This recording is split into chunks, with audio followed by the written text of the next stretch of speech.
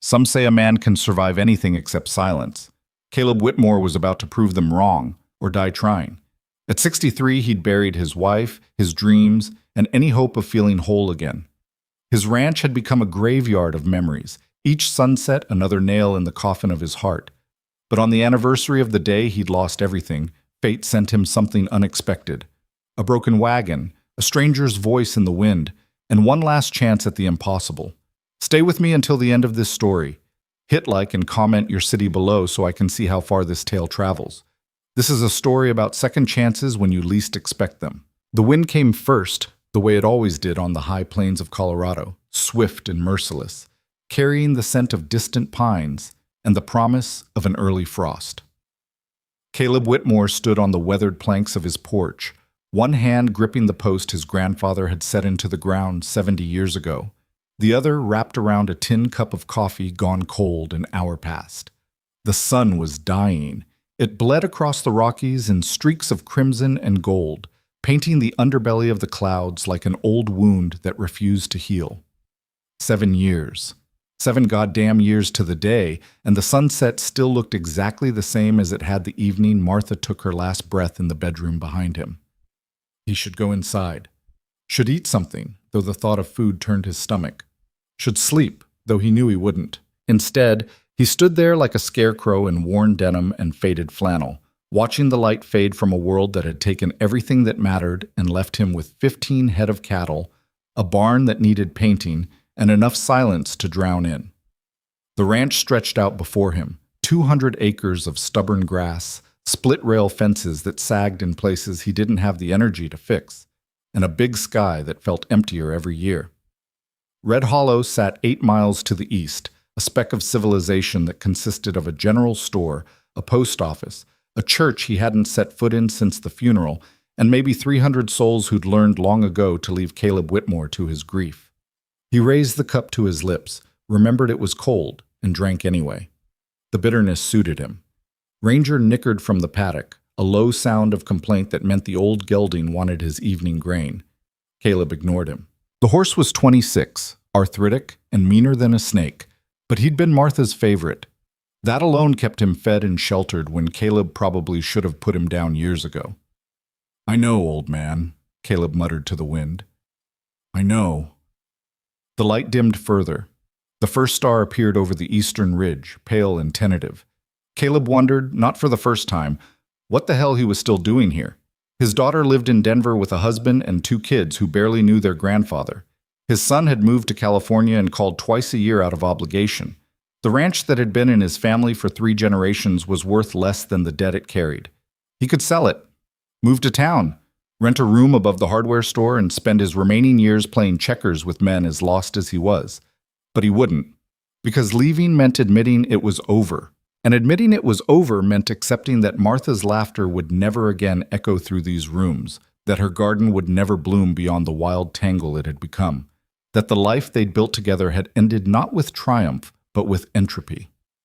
So he stayed, and survived, and told himself that survival was enough. The wind shifted, carrying a sound that didn't belong. Caleb's head came up. He set the cup on the porch rail and listened. There, faint but distinct, the creak and rattle of a wagon, the labored breathing of a horse being pushed too hard, and beneath it all a voice, high and tight with frustration. He stepped off the porch, his boots crunching on the gravel drive. The sound was coming from the North Road, the old trail that skirted his property line and led down to Red Hollow. Nobody used it anymore. The county had paved the main road 15 years ago, and the old trail had been left to washouts and prairie dog holes. The creaking grew louder. Then came a crack like a gunshot, followed by a woman's sharp curse that would have made a sailor blush. Caleb moved toward the fence line, his pace quickening despite the protest in his knees. The sun had dropped below the mountains now, leaving only the afterglow, that peculiar purple light that made everything look dreamlike and unreal. He saw the wagon first. It was an old farm wagon, the kind pulled by a single horse, loaded with crates and furniture tied down with rope that had seen better days. The left rear wheel had collapsed, spilling the wagon at an angle that would make it impossible to move without repairs. The horse, a dappled mare showing her age, stood in the traces with her head down, flanks heaving, and beside the wagon, hands on her hips and fire in her eyes, stood a woman. She wasn't young. Caleb could see that even in the fading light, late 50s maybe. Her hair was pulled back in a braid gone gray at the temples, and dust covered her from her worn boots to the shoulders of her canvas jacket. But she stood straight, and when she turned at the sound of his approaching footsteps, her gaze was direct and unapologetic. "Evening," she called out, her voice carrying the flat vowels of someone raised west of the Mississippi. "I don't suppose you've got a spare wheel lying around?" Caleb stopped at the fence, one hand on the top rail. "Depends on what you're willing to pay for it." It was meant to be a joke, a poor one, but his voice came out rougher than he'd intended. He hadn't spoken to another human being in 3 days. The woman's eyes narrowed. Then, to his surprise, she laughed. It was a short, sharp sound, like gravel shifting. "Mister, I've got about $40 to my name, a wagon full of everything I own, and a horse that's about ready to drop. I'm willing to pay in gratitude and whatever help I can offer, but that's about the extent of it." Caleb studied her. She didn't look away. Most people did when he looked at them too long. Something about his face since Martha died made folks uncomfortable. But this woman held his gaze like she was taking his measure and didn't much care what he thought of her doing it. "You headed to Red Hollow?" he asked. "Was. Now I'm headed for a long night sitting beside a broken wagon, unless someone takes pity on me." She glanced at the darkening sky. "I don't suppose you'd consider being that someone." Every instinct Caleb had told him to walk away, to point her toward town and wish her luck. The last thing he needed was a stranger on his property, disrupting the careful isolation he'd built around himself like a wall. But something in her voice stopped him.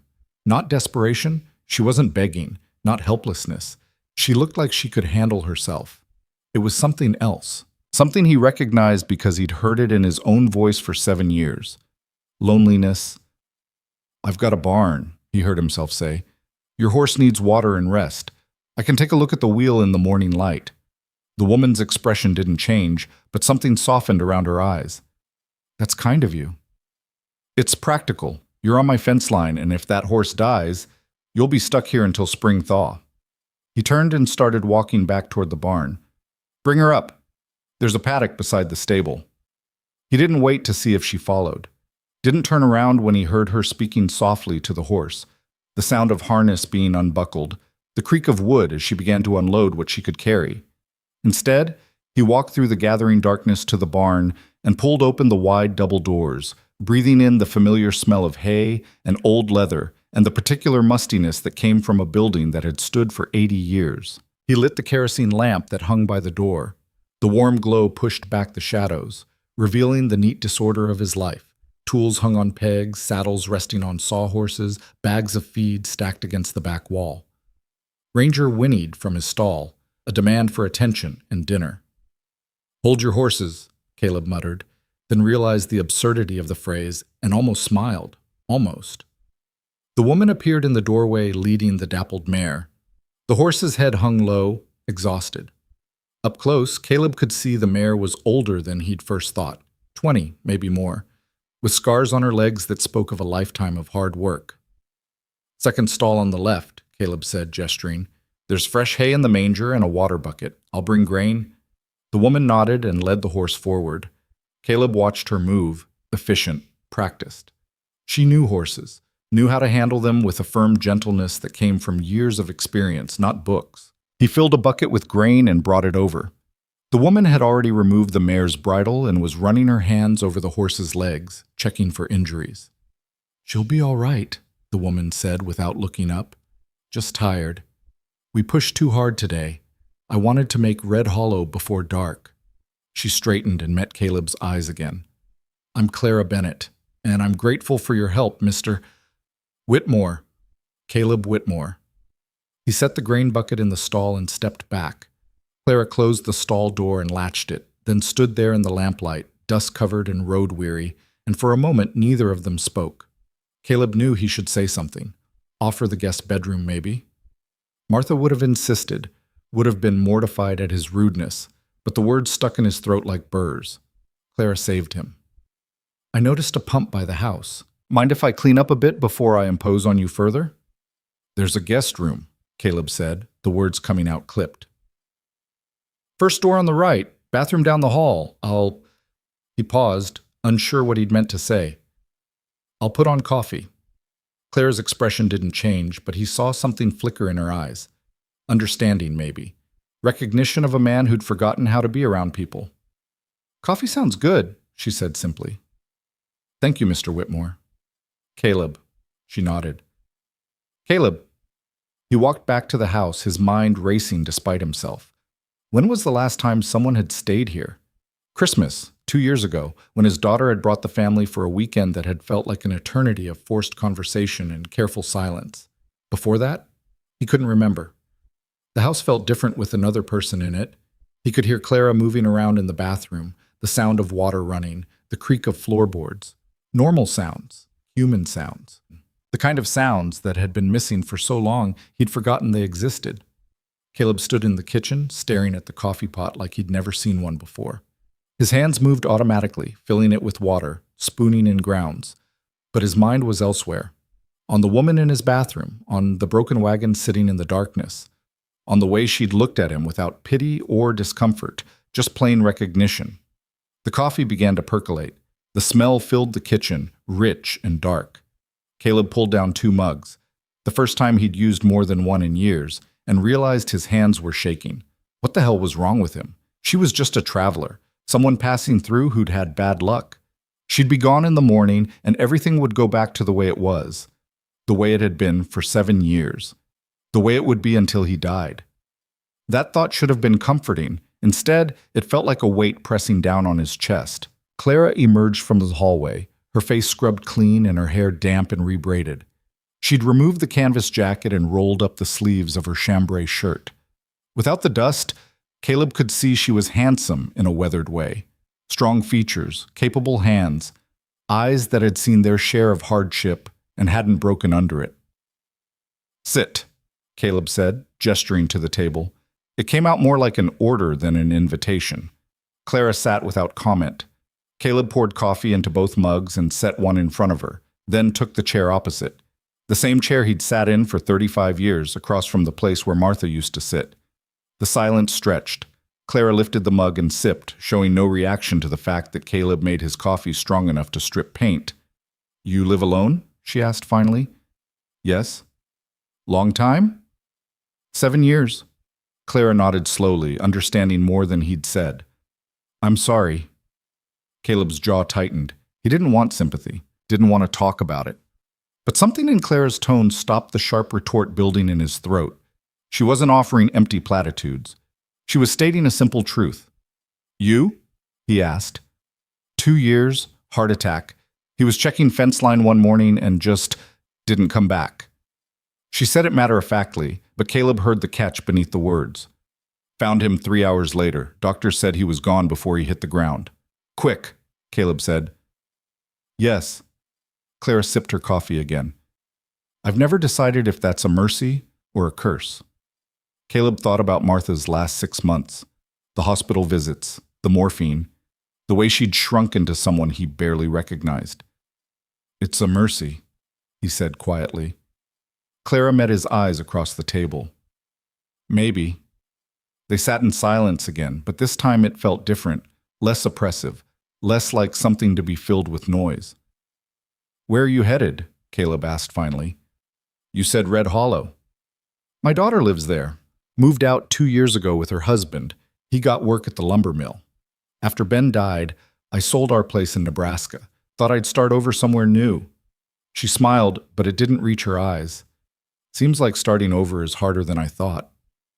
It's impossible, Caleb said before he could stop himself. Clara tilted her head, studying him. You really believe that? I've had 7 years to find out. The answer's yes. So what do you call this? What you're doing? Surviving? That's not living. Caleb's grip tightened on his mug. Didn't say it was. Clara didn't look away. Didn't apologize, just sat there in his kitchen, in his wife's chair, and told him the truth he'd been running from for 7 years. He should have been angry. Should have told her she had no right to judge him, that she'd only been widowed 2 years while he'd been doing this for 7, that she didn't know anything about his pain. Instead, he said, "You hungry?" Clara blinked, thrown by the change of subject.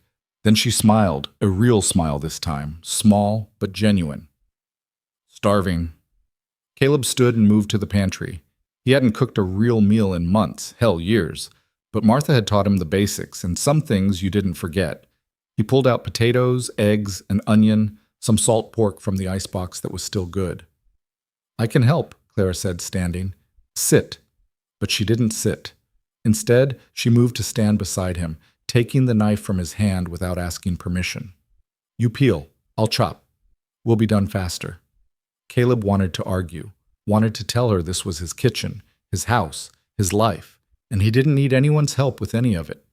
But watching her hands move with practiced efficiency, hearing the rhythmic thunk of the knife on the cutting board, feeling the presence of another human being in a space that had been empty for so long, he didn't argue. They worked in silence. Caleb peeled potatoes while Clara diced onion and cut the salt pork into strips. When the skillet was hot, she took over without being asked, and he let her. The kitchen filled with the smell of cooking food, and for the first time in 7 years, Caleb's house felt like something other than a mausoleum. 15 minutes later, they sat down to plates of fried potatoes, eggs, and pork. Simple food, nothing fancy, but it tasted better than anything Caleb had eaten in months. "This is good," Clara said. "It's your cooking." "Your ingredients." Caleb almost smiled. Almost. They ate in comfortable silence for a while. Then Clara asked, "How long you been ranching?" "All my life. My grandfather started this place in 1895. My father took over in 32. I took over in 89. He paused, pushing potato around his plate. "Barely keeping it afloat now." "Ranching's hard," Clara said. "Ben and I had a small operation, 50 head at most. Even that was barely enough to scrape by." "What'd you do with them? The cattle?" "Sold them with the property. Didn't make sense to keep them without Ben. I don't have the strength to run a ranch alone, and my daughter, she's a school teacher, never wanted the ranch life." Caleb nodded. His own children had been the same, couldn't wait to leave. He didn't blame them. The ranch was hard work and harder luck, especially these days. "What about you?" Clara asked. "Your kids want to take over?" "No, and I wouldn't ask them to." Caleb set down his fork. "This place dies with me."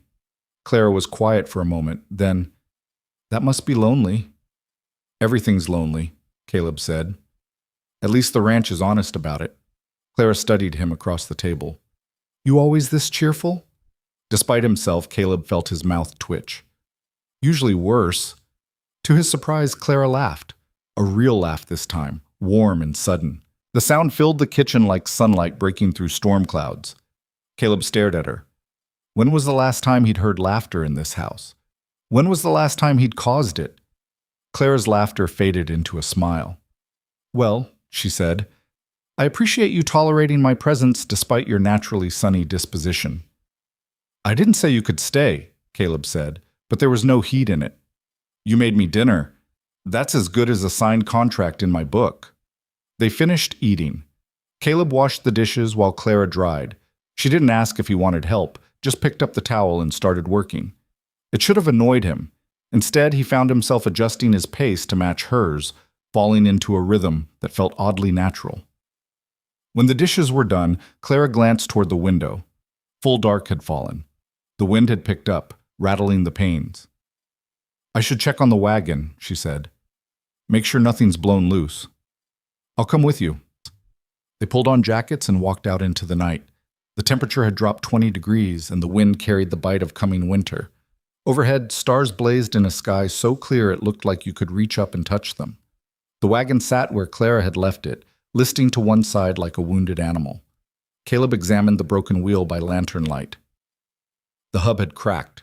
Old wood, too dry. The spokes would need replacing too. "Can you fix it?" Clara asked. "Maybe. I've got some oak in the barn. It'll take a day or two." Clara nodded slowly. "I appreciate it. I'll pay you however I can."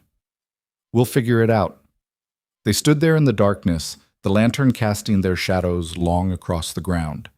The wind pushed against them, carrying the scent of sage and distance. "It's beautiful out here," Clara said quietly. lonely, but beautiful. Caleb looked at the land he'd lived on all his life, the rolling plains stretching to black mountains, the big sky pressing down like a weight, the emptiness that went on forever. "Yes," he said, "it is." They walked back to the house in silence. At the door to the guest room, Clara paused. "Thank you," she said, "for all of this. I know it wasn't easy." Caleb wanted to tell her it was nothing, that she was just a stranger passing through, that tomorrow he'd fix her wagon and she'd leave and everything would go back to normal. Instead, he said, "Sleep well." Clara smiled. "You too, Caleb." She closed the door. Caleb stood in the hallway for a long moment, listening to the sound of her moving around the room, the creak of bed springs, the rustle of fabric, normal sounds, human sounds. He walked to his own bedroom and stood in the doorway, looking at the bed he'd slept in alone for 7 years. Martha's side was still made up the way she'd left it. He'd never had the heart to disturb it. Tonight, for the first time, he wondered if maybe he should. Caleb lay down on his side of the bed and stared at the ceiling. Sleep wouldn't come. It rarely did. But for once, the insomnia felt different. Less like drowning, more like waiting. For what? He didn't know.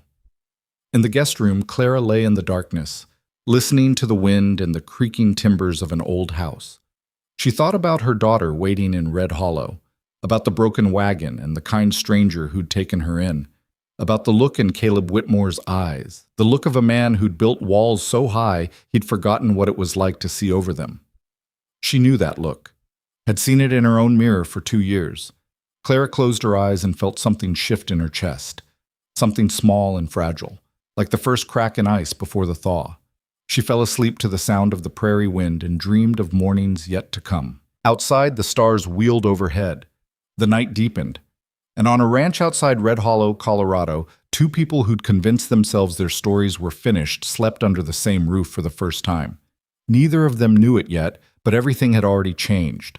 The broken wheel wasn't an accident, it was an arrival. Morning came the way it always did on the plains, sudden and unforgiving, light flooding through windows that faced east because Caleb's grandfather had believed a man should wake with the sun. Caleb was already awake. Had been for an hour, lying in the gray pre-dawn and listening to the sounds of another person breathing in his house. He rose quietly, dressed in the dark, and made his way to the kitchen. The coffee was brewing when he heard the guest room door open. Clara appeared in the doorway, already dressed, her hair braided and pinned. She looked rested, which surprised him. Most people who stayed in that room complained about the mattress. "Morning," she said. "Coffee's almost ready." "I can make breakfast if you point me toward—" "I've got it." The words came out sharper than he'd intended. Caleb turned back to the stove, his jaw tight. He wasn't ready for this. Wasn't ready for someone moving through his kitchen like they belonged there, offering help he hadn't asked for. Clara didn't push.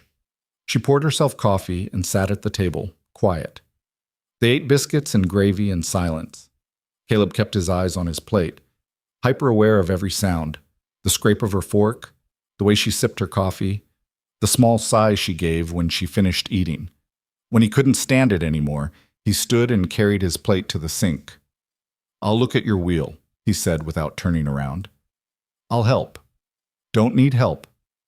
"Didn't say you did." Clara's voice was mild, but there was steel underneath. "But I'm not going to sit in your house drinking coffee while you fix my wagon. That's not how I was raised." Caleb turned to face her. She met his gaze without flinching, her expression calm and immovable as bedrock. He recognized that look. Martha had worn it whenever she'd made up her mind about something and wouldn't be budged. The similarity hit him like a fist to the chest. "Fine," he said roughly. "Barn, 5 minutes." He walked out before she could respond, his boots heavy on the porch steps. The morning air was cold enough to see his breath, and frost glittered on the grass like scattered diamonds. Ranger was already raising hell in his paddock, demanding breakfast with the indignation of old age. Caleb fed the horse, then the cattle, then stood for a moment in the barn doorway watching the sun climb over the eastern ridge. The sky was that particular shade of blue that only existed in autumn, deep and endless, like you could fall up into it and never stop. Clara appeared carrying a canvas bag. She'd retrieved it from the wagon sometime before dawn, he realized. Probably didn't want to impose by asking him to fetch it. "What do you need me to do?" she asked. Caleb studied her. She was strong. He could see it in the set of her shoulders, the way she stood with her weight balanced. Used to hard work. The kind of woman who'd spent a lifetime doing whatever needed doing without complaint.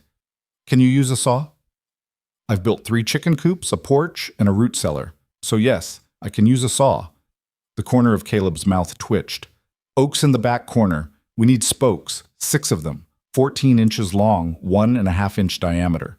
Can you handle that?" "Show me your measurements and get out of my way." This time Caleb almost smiled. Almost. They worked through the morning in a rhythm that surprised them both. Caleb removed the broken wheel from the wagon and carried it to his workbench while Clara cut spokes with a precision that spoke of years of practice. The rasp of the saw, the smell of fresh-cut oak, the occasional question or instruction. It felt natural in a way that shouldn't have been possible between 2 strangers. By noon, they had 6 new spokes ready. Caleb examined each one, checking for grain and straightness. Clara had done good work. Better than good. "You've done this before," he said. "Told you, 3 chicken coops." Clara wiped sawdust from her hands. "Though I'll admit, wagon wheels are new territory." Caleb grunted and turned back to the wheel hub. The crack would need to be reinforced with an iron band before he could set the new spokes. He had the tools, but his hands weren't as steady as they used to be. The forge work would take time.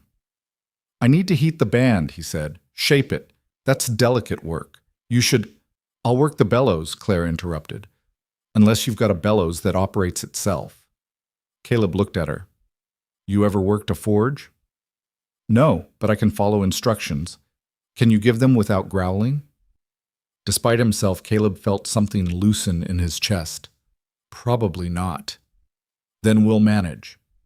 They moved to the small forge in the corner of the barn, a setup Caleb's father had built 50 years ago, and Caleb maintained more out of habit than necessity. He lit the coal and waited for it to catch while Clara examined the bellows with the same careful attention she'd given everything else. "When I tell you, pump steady," Caleb said. "Not too fast. We need sustained heat, not a blast." Clara nodded and took her position. Caleb placed the iron band in the coals and waited. When the temperature was right, he said, "Now." Clara worked the bellows with a rhythm that was almost musical, steady, controlled, adjusting instinctively to the changing color of the coals. Caleb watched the iron, waiting for that perfect moment when the metal was hot enough to work, but not so hot it would become brittle. "There," he said. "Hold." Clara stopped. Caleb pulled the band free with tongs and carried it to the anvil. His hammer rang out in sharp, precise strikes, shaping the metal around the wooden form he'd prepared. Sparks flew. The barn filled with the smell of hot iron and coal smoke. He worked quickly, knowing the metal would cool faster than he wanted. When the band was formed, he plunged it into the water bucket. Steam hissed and billowed. Clara appeared at his elbow, studying his work. "How do you know when it's right?" "Experience and luck." Caleb lifted the band and examined it in the light. "Good enough. It would hold." "You do quality work," Clara said. "So do you." They looked at each other across the anvil, and something passed between them. A recognition, perhaps. An acknowledgement that they were both people who'd spent lifetimes building things, fixing things, making do with what they had. "I'll start setting the spokes," Caleb said, breaking the moment. "Should have it done by evening if nothing goes wrong. And if something does go wrong, then it'll take longer." Clara smiled. "I appreciate your optimism." They worked through the afternoon. Setting the spokes was painstaking labor. Each one had to be fitted precisely, the angles exact, the tension balanced. Caleb's hands cramped. His back ached. But Clara was there, holding pieces steady when he needed it, fetching tools before he asked, offering suggestions that proved surprisingly useful. By the time the sun began its descent toward the mountains, the wheel was whole again. Caleb rolled it back and forth, testing the balance. It held true. The spokes were solid, the band was tight. It would carry Clara wherever she needed to go. The thought should have brought relief. Instead, it settled in his chest like a stone. "That's fine work," Clara said softly. She was standing in the barn doorway, backlit by the golden afternoon sun. "I can't thank you enough." It's just a wheel. It's my way forward. That's more than just a wheel. Caleb set the wheel against the workbench and brushed sawdust from his hands. I'll mount it in the morning. Need daylight for that. Make sure everything's aligned. Clara nodded slowly. So I'm imposing on you for another night. Didn't say that. You didn't have to. She walked toward him, her footsteps soft on the barn floor. Caleb, I know this isn't easy for you. Having someone in your space, I can see it in the way you move, like you're constantly aware of where I am, like I'm disrupting something you've built. Caleb's jaw tightened. I'm fine. You're not. And neither am I. Clara stopped a few feet away, close enough that he could see the fine lines around her eyes, the silver threading through her hair. But maybe that's all right. Maybe we're both just doing the best we can. He wanted to tell her she was wrong, that he was fine, had been fine for 7 years, would continue to be fine long after she was gone. But the words wouldn't come, because she was right, and they both knew it. I'll make supper, he said instead. We'll make supper, Clara corrected. Together. This time, Caleb didn't argue. They walked back to the house in the slanting light. Caleb pulled vegetables from the garden, tomatoes, peppers, and onion, while Clara found pasta in the pantry and set a pot of water to boil. They moved around each other with increasing ease, the awkwardness of the morning burned away by shared labor. Tell me about the ranch, Clara said as she chopped vegetables. How it used to be. Caleb paused, a tomato in his hand. No one had asked him that in years. His children didn't want to hear about it. The ranch represented a life they'd rejected. The people in Red Hollow had heard all his stories already. We used to run 200 head, he said finally, back when my father was alive. We take them to market every fall, drive them down to the railhead in Denver. Took 5 days, sometimes 6. My father and me, my brother when he was old enough, a couple hired men. We'd camp under the stars and wake up with frost on our bedrolls. Sounds like hard work. It was. Best work I ever did. Caleb set the tomato down and began to slice it. Those drives, there was something about them. The land stretching out forever. The cattle moving like a river, feeling like you were part of something bigger than yourself. You miss it. Every day. Clara was quiet for a moment, then, Ben and I used to go camping. Not for work, just for us. We'd pack up the wagon and head into the hills for a week every summer. No agenda, just wandering. Sounds peaceful. It was. And terrifying. I was always sure we'd get lost or eaten by a bear or struck by lightning, but Ben, she smiled at the memory. Ben believed we were invincible, believed the world would take care of us if we took care of it. Was he right? Clara's smile faded. For 40 years, yes. Then he went out to check fence line and his heart gave out. So maybe invincible isn't the right word. Caleb heard the grief underneath her words. The same grief that lived in his own chest, heavy and familiar as an old coat. Martha used to sing, he said, surprising himself. While she worked in the garden, old hymns mostly. She had a terrible voice, couldn't carry a tune in a bucket, but she sang anyway, like it didn't matter if anyone heard or if it was good. Just sang because the day was beautiful and she was happy. Do you still hear it? Clara asked quietly. Her voice? Caleb's hand stilled on the cutting board. Every morning, every evening, every time the wind comes through just right. He paused. Does it ever get quieter? No, Clara said, but you get used to the volume. They finished cooking in silence, but it was a different kind of silence than before. Shared rather than separate. Comfortable. Dinner was simple. Pasta with fresh vegetables, bread, butter. They ate at the table where Caleb had eaten alone for 7 years, and this time he didn't avoid looking at Martha's chair. Clara sat there like she belonged, like she understood the significance and wasn't afraid of it. Can I ask you something? Clara said as they finished eating. Caleb nodded. Why did you help me? Really? You could have pointed me toward town, given me directions and sent me on my way. Instead, you took in a complete stranger. Why? Caleb considered the question. He could give her the easy answer, that it was the decent thing to do, that he couldn't leave someone stranded, but Clara had been honest with him. She deserved the same. Because when I heard your voice on the wind, he said slowly, for the first time in 7 years, I felt something besides empty. He met her eyes across the table. And I was too curious to let that go without finding out why. Clara's expression softened. I know what you mean. Do you? Yes. She set down her fork. When I saw you standing at your fence line, I saw someone who understood, who'd been where I am, who wasn't going to tell me it gets better, or that time heals all wounds, or any of the other useless things people say when they don't know what else to offer. Time doesn't heal wounds, Caleb said. No, it just teaches you how to live with them. They sat there in the lamplight, two people who'd been married to other people for most of their lives, who'd buried their partners and thought they were done with connection. The house creaked around them. Outside, the wind picked up, rattling windows. I should go to bed, Clara said finally. Long day tomorrow. Getting that wheel mounted, hitching up the wagon, making Red Hollow before dark. Caleb nodded, but neither of them moved. Unless, Clara hesitated, unless you'd rather work slower. Take our time with the mounting, make sure everything's perfect. I wouldn't want to rush off with a wheel that might fail a mile down the road. Caleb understood what she was offering, an excuse, a reason to stay another day without admitting that neither of them wanted her to leave yet. The wheel could use a full day to settle, he heard himself say.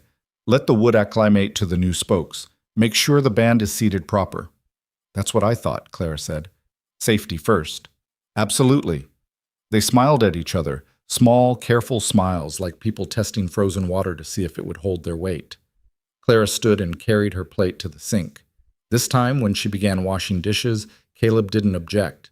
He simply picked up a towel and stood beside her, falling into the rhythm they'd established the night before. When the dishes were done, they moved to the porch. The night was clear and cold, the stars so bright they cast shadows. Claire wrapped her arms around herself and looked up. I'd forgotten how big the sky is out here, she said. In town, there are lights, trees, things that make the world feel smaller, more manageable. But out here, she gestured at this vast darkness. Out here, you can't pretend you're not small. Is that good or bad? Caleb asked. Both. Neither. Clara lowered her gaze to the horizon. It reminds you that your problems aren't the whole world, but it also reminds you how alone you are in trying to solve them. Caleb knew that feeling, had lived with it for 7 years. The prairie taught you humility whether you wanted to learn it or not. When I was young, he said, I used to think the emptiness was the enemy, something to conquer, fill the land with cattle, the house with children, every minute with work. Never stop moving, because if you stopped, you'd have to face what the emptiness meant. And now? Now I think maybe the emptiness was trying to teach me something all along, that it's okay to be small, that you don't have to fill every space just because it's there. Clara looked at him. That sounds lonely. It is, but it's honest. They stood together in the darkness, two small figures on a porch in the middle of nowhere, and for a moment the loneliness felt less like a weight and more like a shared understanding. I should sleep, Clara said again, but she didn't move toward the door. Good night, Caleb said, but he didn't go inside either. Finally, Clara turned and walked into the house. Caleb heard the guest room door close, heard the creak of bed springs. He remained on the porch, watching the stars wheel overhead and wondering what the hell was happening to him. 7 years. 7 years of careful isolation, of building walls and keeping people out and convincing himself that surviving was the same as living. And now this woman with dust on her boots and grief in her eyes had appeared on his fence line, and suddenly those walls felt less like protection and more like a prison. Caleb went inside and lay down on his side of the bed. Sleep came slowly, if at all. His mind churned with thoughts he couldn't pin down, feelings he didn't know how to name. In the guest room, Clara lay awake as well. She thought about her daughter waiting in Red Hollow, about the new life she'd planned to build, about the fact that she'd been in this house less than 2 days, and already it felt more like home than any place she'd been since Ben died. That should have terrified her. Instead, it felt like waking up from a long sleep. The next morning arrived with clouds building over the mountains. Caleb studied the sky while he fed the animals and decided they had maybe 6 hours before weather moved in. Plenty of time to mount the wheel and still give Clara the option to stay another night if she wanted. If she wanted. The thought surprised him. When had he started hoping she'd want to stay? Clara appeared as he was finishing with the cattle, already dressed for travel. She'd repacked her wagon, he noticed, made ready to leave. "Morning," she said. "Storm coming," Caleb replied. "Should hit around evening." Clara looked at the clouds. "Will it be bad?" "Maybe. October storms can be unpredictable." He paused. "Might want to wait it out. Leave in the morning when you can see the road clear." Clara studied him for a long moment. "You trying to get rid of me or keep me here?" Caleb met her eyes. "I don't know." The honesty of the answer hung between them. Claire's expression softened. "Let's mount the wheel," she said. "See how we feel after that." They worked together to position the repaired wheel on the wagon axle. It was precise work. The wheel had to be aligned exactly, or it would wobble and fail within miles. Caleb took his time, checking and rechecking, while Clara held pieces steady and handed him tools. By noon, the wheel was mounted. Caleb rolled the wagon back and forth, testing the balance. It held true, solid as the day it was built. "It's perfect," Clara said, running her hand over the spokes. "Better than new," Caleb grunted. "It'll get you to Red Hollow." "Yes, it will." Clara didn't sound happy about it. They stood beside the wagon in the rising wind. The clouds had moved closer, dark and heavy with rain. The first drops began to fall, fat and cold. "I should go," Clara said. "Beat the worst of it." "You should stay," Caleb said. The words came out rough, almost angry. "Storm's coming faster than I thought. You'll be caught in it halfway to town. I've driven in rain before. Not on that road. Not when it's running with water and you can't see 10 feet ahead." Clara looked at him, really looked, like she was trying to read something written in a language she didn't quite understand. "Why do you want me to stay, Caleb?" He could have lied. Could have made it about the weather, about safety, about being neighborly. But something in Clara's eyes demanded truth.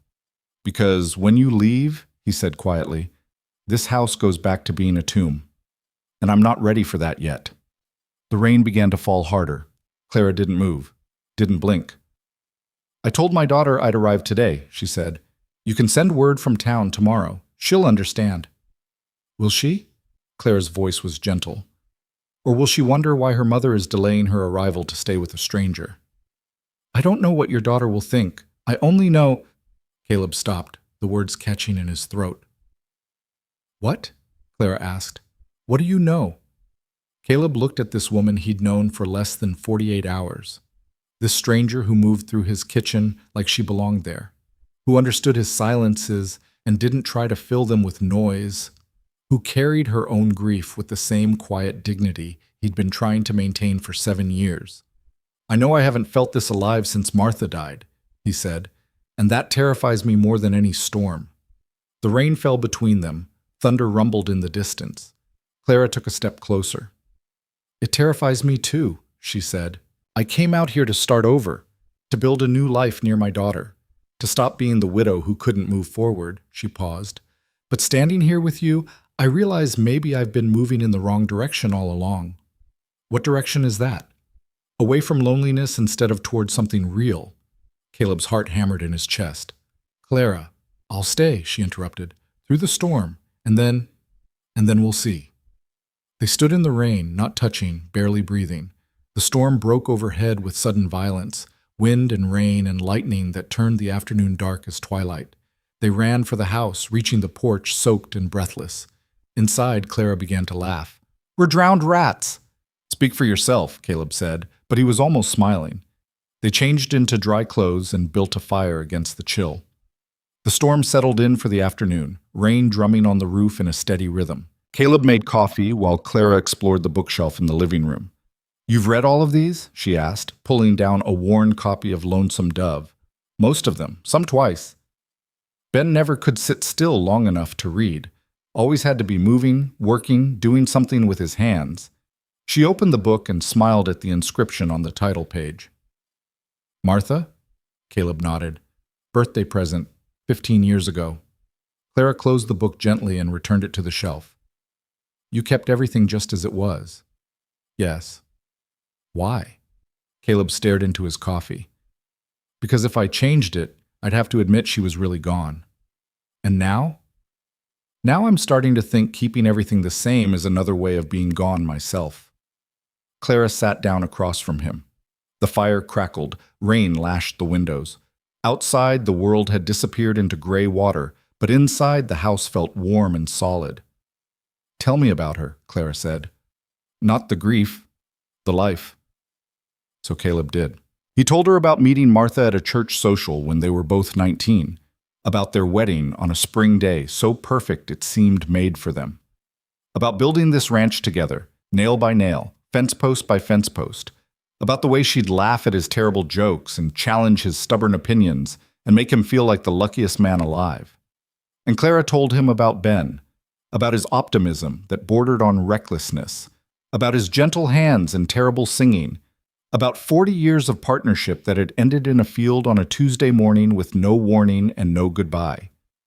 They talked through the afternoon and into the evening, the storm raging outside while inside they built something fragile and new from the wreckage of their old lives. And somewhere in the telling, in the sharing of joys and sorrows and small, ordinary moments that made up a lifetime, they began to understand that grief wasn't the end of their stories. It was just the pause between chapters. Night fell with the storm still raging. Clara stood and stretched, wincing. "I should let you get some rest." "Stay," Caleb said. Then, before he could stop himself, "Have another cup of coffee. It's early yet." Clara smiled. "All right."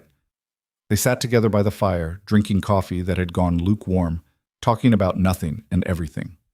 And when Clara finally went to bed near midnight, Caleb sat alone in the living room and understood with sudden clarity that his life had just changed in ways he couldn't begin to comprehend. The storm would pass. Morning would come. Clara would have to make a choice. And so would he. The storm broke just before dawn, leaving the world washed clean and glistening. Caleb woke to silence, the kind that follows violence, when nature pauses to assess the damage. He lay still for a moment, listening to the house settle around him, and realized with a start that he'd slept through the night. No waking at 2 a.m. to stare at the ceiling. No dreams of Martha fading into mist. Just deep, dreamless sleep that left him feeling more rested than he had in years. He rose and dressed, moving quietly so as not to wake Clara. But when he reached the kitchen, she was already there, standing at the window with a cup of coffee in her hands, watching the sunrise paint the wet landscape in shades of gold and rose. "Couldn't sleep?" Caleb asked. Clara turned, and he saw something in her face that made his breath catch. She looked uncertain, afraid, almost, like she'd spent the night wrestling with questions that had no easy answers. "I slept fine," she said. "Woke early." "Woke?" "Old habit." She paused. "The storm did some damage. Your fence line is down in 3 places that I can see from here." Caleb moved to stand beside her. She was right. The split-rail fence that marked his northern property line had collapsed where the ground was softest, the posts pulled from the mud by wind and water. It would take most of the day to repair. "I'll get to it after breakfast," he said. "I'll help." Caleb looked at her. "You don't have to. You should go. Your daughter's waiting." Clara set down her cup with deliberate care. "Is that what you want? For me to go?" The question hung between them, weighted with everything they hadn't said. Caleb knew the safe answer, the easy answer. Tell her yes. Thank her for her help. Wish her well in Red Hollow. Let her walk out of his life as suddenly as she'd walked into it. "No," he said instead. "It's not what I want." Clara's shoulders relaxed, a tension leaving her body that he hadn't realized she was carrying. "Then I'll stay. Help with the fence, and then—" She met his eyes. "And then maybe we should talk about what happens next." "All right." They ate breakfast in comfortable silence, then gathered tools and walked out into the wet morning. The ground squelched under their boots, and the air smelled of rain and earth and possibility. Ranger watched them from his paddock with suspicious eyes, as if he knew something was different and didn't approve. The fence repair was hard work made harder by mud that sucked at their boots and posts that had to be dug out and reset. But they fell into a rhythm quickly, Caleb digging while Clara steadied the posts, both of them working with the efficiency of people who'd spent lifetimes doing physical labor. The sun climbed higher. Caleb's shirt stuck to his back with sweat despite the cool air. His hands ached from gripping the post hole digger, but he kept working, hyper-aware of Clara beside him, the way she moved, the small sounds she made when lifting something heavy. "You're good at this," he said as they positioned the 4th post. So are you. I've had practice. So have I. Clara wiped her forehead with the back of her hand, leaving a streak of mud. Ben and I rebuilt our entire fence line one summer, 300 yards of it. Took us 2 months. Why not hire it out? Couldn't afford to, and besides, she smiled. It felt good. Building something together, making something that would last. Caleb tamped earth around the post, packing it tight. Did it last? The fence did. The marriage did too, until Ben's heart gave out. So yes, I'd say it lasted. They moved to the next section. The work continued, steady and methodical. Around them, the prairie stretched out in all directions, vast and indifferent to human drama. A hawk circled overhead, riding thermals that rose from the wet earth. Can I ask you something? Clara said as they started on the 6th post. Go ahead. What are we doing here, Caleb? Really doing? He stopped digging and leaned on the post hole digger, considering the question. Fixing a fence. You know what I mean. He did. Caleb looked at her, this woman with mud on her face and determination in her eyes, who'd appeared in his life like an answered prayer he'd never thought to utter. I don't know, he admitted. I told myself for 7 years that my life was finished, that I was just running out the clock until it was my turn to go. Then you showed up, and suddenly I'm not sure anymore. Not sure about what? Whether I was right. About being finished. Clara was quiet for a moment. I came out here to start over, she said finally. To build a new life near Sarah, that's my daughter. She's been begging me to move closer ever since Ben died. That I shouldn't be alone in that big house with nothing but memories. But I think I was running away more than running towards something. Running from the loneliness, the quiet, the weight of all those years with Ben. I thought if I changed my location, I could change how I felt. She paused. And then my wagon broke down on your fence line, and I realized location was never the problem. Caleb knew that feeling, had known it for 7 years. What was the problem? Accepting that life keeps going even when you don't want it to, that you have to choose whether you're going to live it or just survive it. Clara met his eyes. I've been surviving for 2 years, Caleb, just like you, and I'm tired of it. The words hit him like a physical blow. He'd never put it into those terms before, but she was right. Surviving wasn't living. It was just breathing and eating and going through motions that had long since lost their meaning. So what do we do? He asked. Clara smiled, but there was something sad in it. I don't know. We've known each other 3 days. That's not enough time to make life decisions. No, it's not. But it's enough time to know whether something's worth exploring. Is it? Caleb asked. Worth exploring? Clara reached out and touched his hand where it gripped the post hole digger. Her fingers were rough from work, warm despite the cool air. I think so, if you do. Caleb looked down at their hands, his weathered and scarred, hers smaller but no less capable. 2 people who'd spent decades building lives with other partners, now standing in mud on a Colorado prairie, trying to figure out if they had the courage to try again. I'm 63 years old, he said, set in my ways, stubborn as hell. I've got a failing ranch, bad knees, and enough emotional baggage to sink a ship. I'm not a good bet, Clara. Neither am I. I'm 57, opinionated, and I snore like a freight train when I've got a cold. I've got a daughter who's going to have questions, savings that won't last forever, and a heart that's been broken so many times I'm not sure all the pieces still fit together. She squeezed his hand. But I'd rather be a bad bet with you than safe and alone. Something shifted in Caleb's chest, like a door he'd nailed shut years ago, suddenly swinging open, letting in light and air and the terrifying possibility of hope. I don't know how to do this, he said quietly. How to be with someone who isn't Martha. And I don't know how to be with someone who isn't Ben, so we'll figure it out together. Or we'll fail together. Either way, we won't be alone. Caleb lifted his hand and cupped her face, his thumb brushing away a streak of mud from her cheek. Clara leaned into the touch, her eyes closing for just a moment. When she opened them again, they were bright with unshed tears. I'm scared, she whispered. Me too. What if it doesn't work? What if we're just 2 lonely people making a mistake? Then we make the mistake, Caleb said. And we deal with it, But at least we'll have tried. Clara laughed, a sound caught between hope and despair.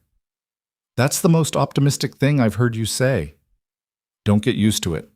They stood there in the mud, holding on to each other like drowning people, holding on to driftwood. And Caleb felt something he hadn't felt in 7 years. Not happiness, exactly. Not yet. But the possibility of happiness. The first green shoot pushing through frozen ground. We should finish this fence, Clara said finally, pulling back. Yes, we should.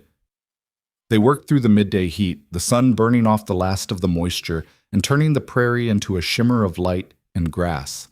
By early afternoon, the fence was repaired, solid and straight, ready to withstand the next storm. Caleb stood back and surveyed their work. That'll hold. It better. I'm not doing that again. They walked back to the house, tired and filthy and strangely content. Caleb heated water for washing while Clara sat on the porch and pulled off her boots. The afternoon stretched out before them, lazy and warm. I should send word to Sarah, Clara said. Let her know I'm delayed. There's a telephone at the general store in Red Hollow. We could drive in. We? Caleb surprised himself. If you want company. Clara smiled. I'd like that.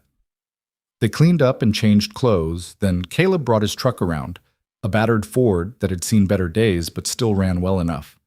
Clara climbed in beside him, and they drove the 8 miles to Red Hollow in companionable silence, the windows down and the wind whipping through the cab. Red Hollow hadn't changed in the 3 years since Caleb had last visited. Main Street consisted of 6 buildings: the general store, post office, church, Sally's Diner, the hardware store, and a combination bar and pool hall that opened at 5 and closed when the last customer went home.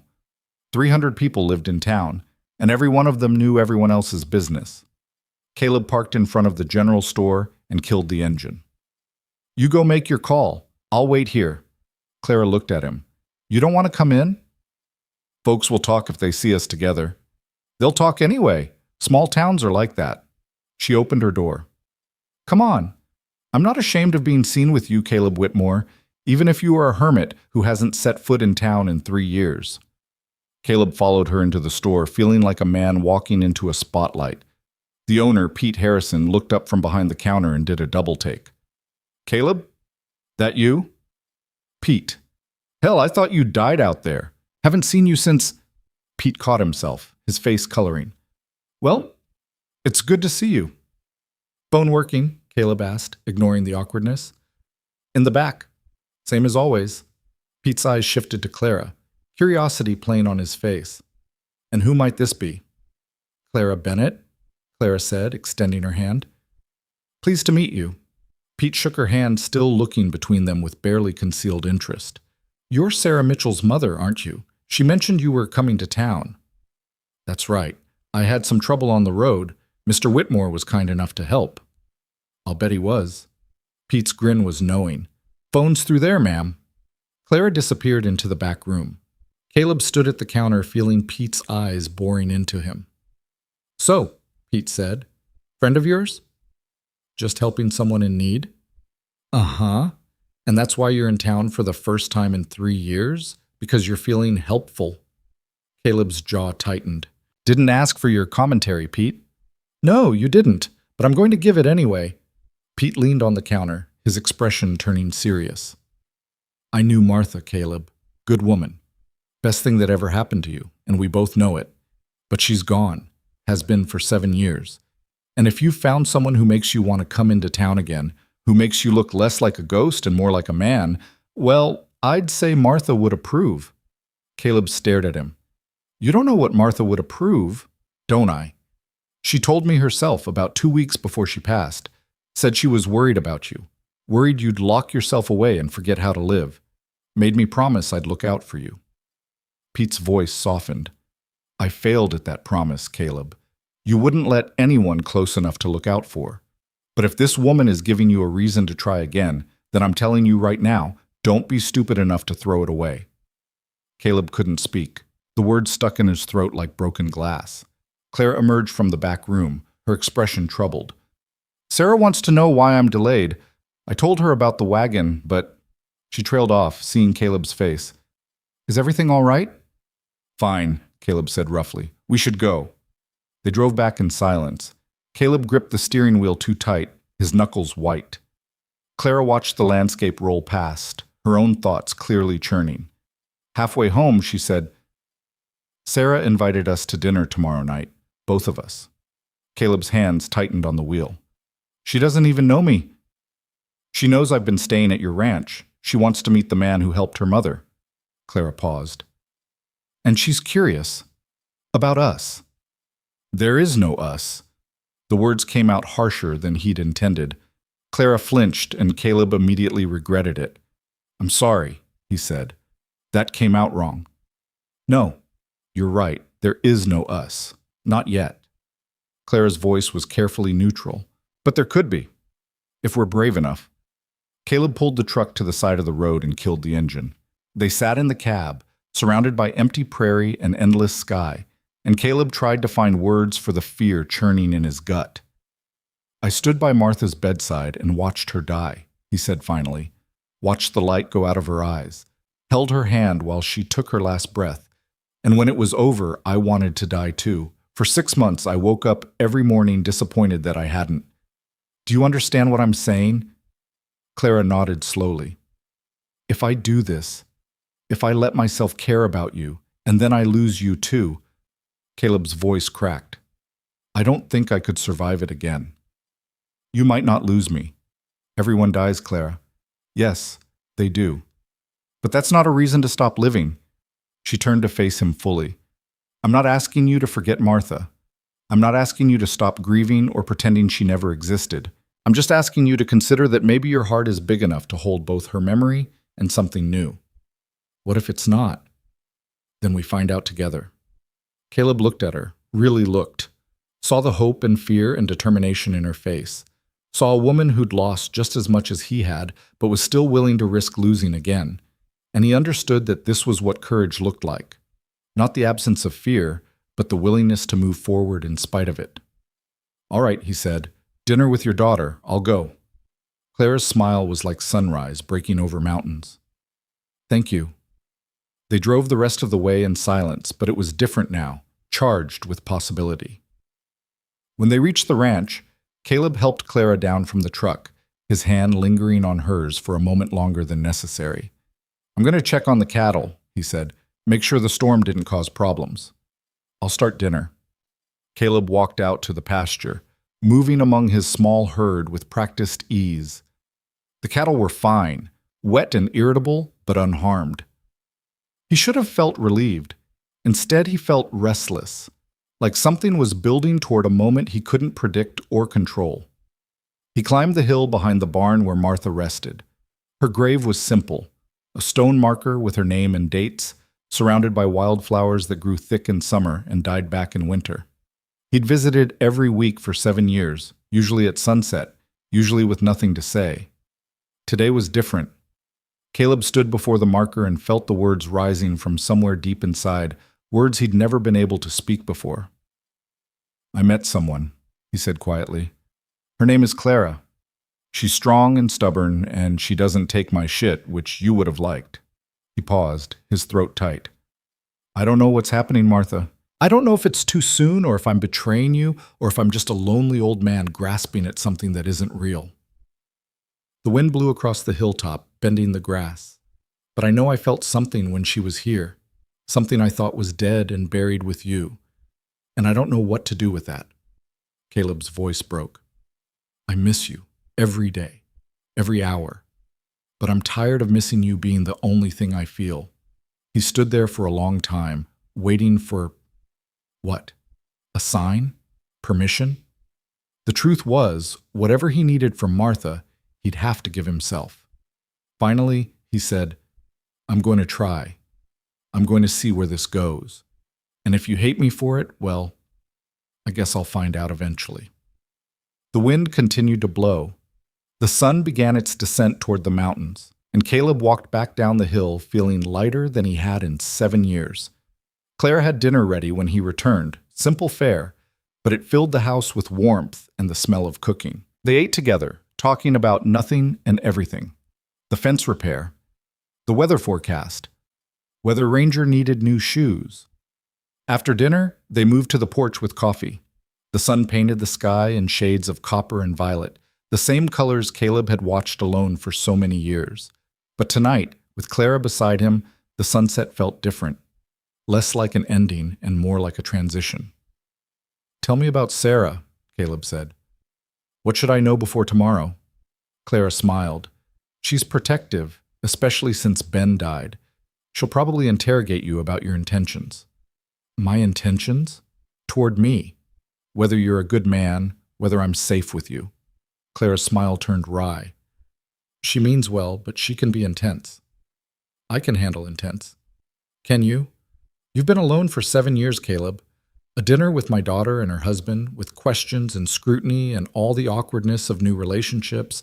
That's not the same as sitting on your porch in silence." Caleb knew she was right. The thought of tomorrow night made his stomach clench with anxiety. But he'd made a promise, and he'd keep it. "I'll manage," he said. "I know you will." Clara reached over and took his hand. Her fingers threaded through his, warm and solid. "Thank you for trying. I know this isn't easy for you." "It's not easy for you either." "No, but it's worth it." They sat together as darkness fell, hands joined, watching stars emerge one by one against the deepening sky. Caleb felt Clara's pulse beating against his palm and thought about hearts that kept pumping even after they'd been broken, about the stubborn resilience of life in the face of death, about second chances and the courage it took to reach for them. "I should sleep," Clara said finally. "Big day tomorrow." But she didn't move. Neither did Caleb. They remained there on the porch, holding hands like teenagers, afraid to let go because letting go meant facing what came next. Finally, Clara stood. She looked down at Caleb, and in the starlight, her face was soft with emotion. "Whatever happens tomorrow," she said, "whatever Sarah says or thinks or questions, I want you to know that these few days have mattered to me. More than I expected. More than I thought possible." Caleb rose to his feet. He was taller than her by several inches, and she had to tilt her head back to meet his eyes. "They've mattered to me too," he said. For a moment, he thought about kissing her, about closing the distance between them and finding out if her lips were as soft as they looked. But something held him back. Maybe it was too soon. Maybe he wasn't ready. Maybe he was terrified of what would happen if he took that step and couldn't turn back. Clara seemed to understand. She squeezed his hand once, then let go and walked into the house. Caleb remained on this porch long after she'd gone to bed. He thought about tomorrow, about meeting Clara's daughter, about the questions that would be asked and the judgment that would follow, about whether he had it in him to open his life to another person after so many years of solitude. The stars wheeled overhead. An owl called from the barn. The prairie breathed around him, vast and patient and eternal. And somewhere in the darkness, Caleb made a decision. He didn't know if it was the right one, didn't know where it would lead. But for the first time in 7 years, he was willing to find out. Tomorrow, he would drive to Red Hollow. He would meet Clara's daughter. He would answer questions and endure scrutiny and face the possibility of rejection or judgment, or worse. And he would do it because Clara was worth the risk, because loneliness had become a habit he was ready to break, because Martha's memory deserved better than a man who'd stopped living the day she died. The night deepened around him. Eventually, Caleb went inside and lay down on his side of the bed. He thought about Clara sleeping in the guest room, about the dinner waiting tomorrow, about the terrifying, exhilarating possibility of a future he'd stopped believing in.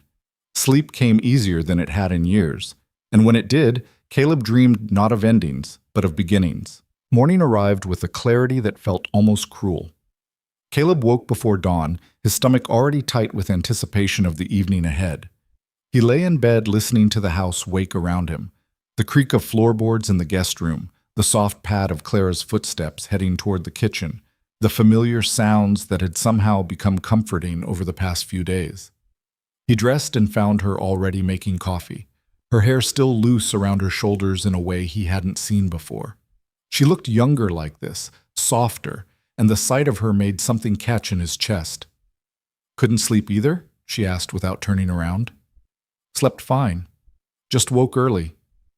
Clara glanced over her shoulder, and he saw the same nervousness in her eyes that he felt in his gut. You're a terrible liar, Caleb Whitmore. Never claimed otherwise. She poured 2 cups and brought them to the table. They sat in the pre-dawn darkness, the only light coming from the lamp over the stove, and neither spoke for several minutes. We don't have to do this, Clara said finally. I can go to dinner alone. Tell Sarah you were needed here. She'd understand. Would she?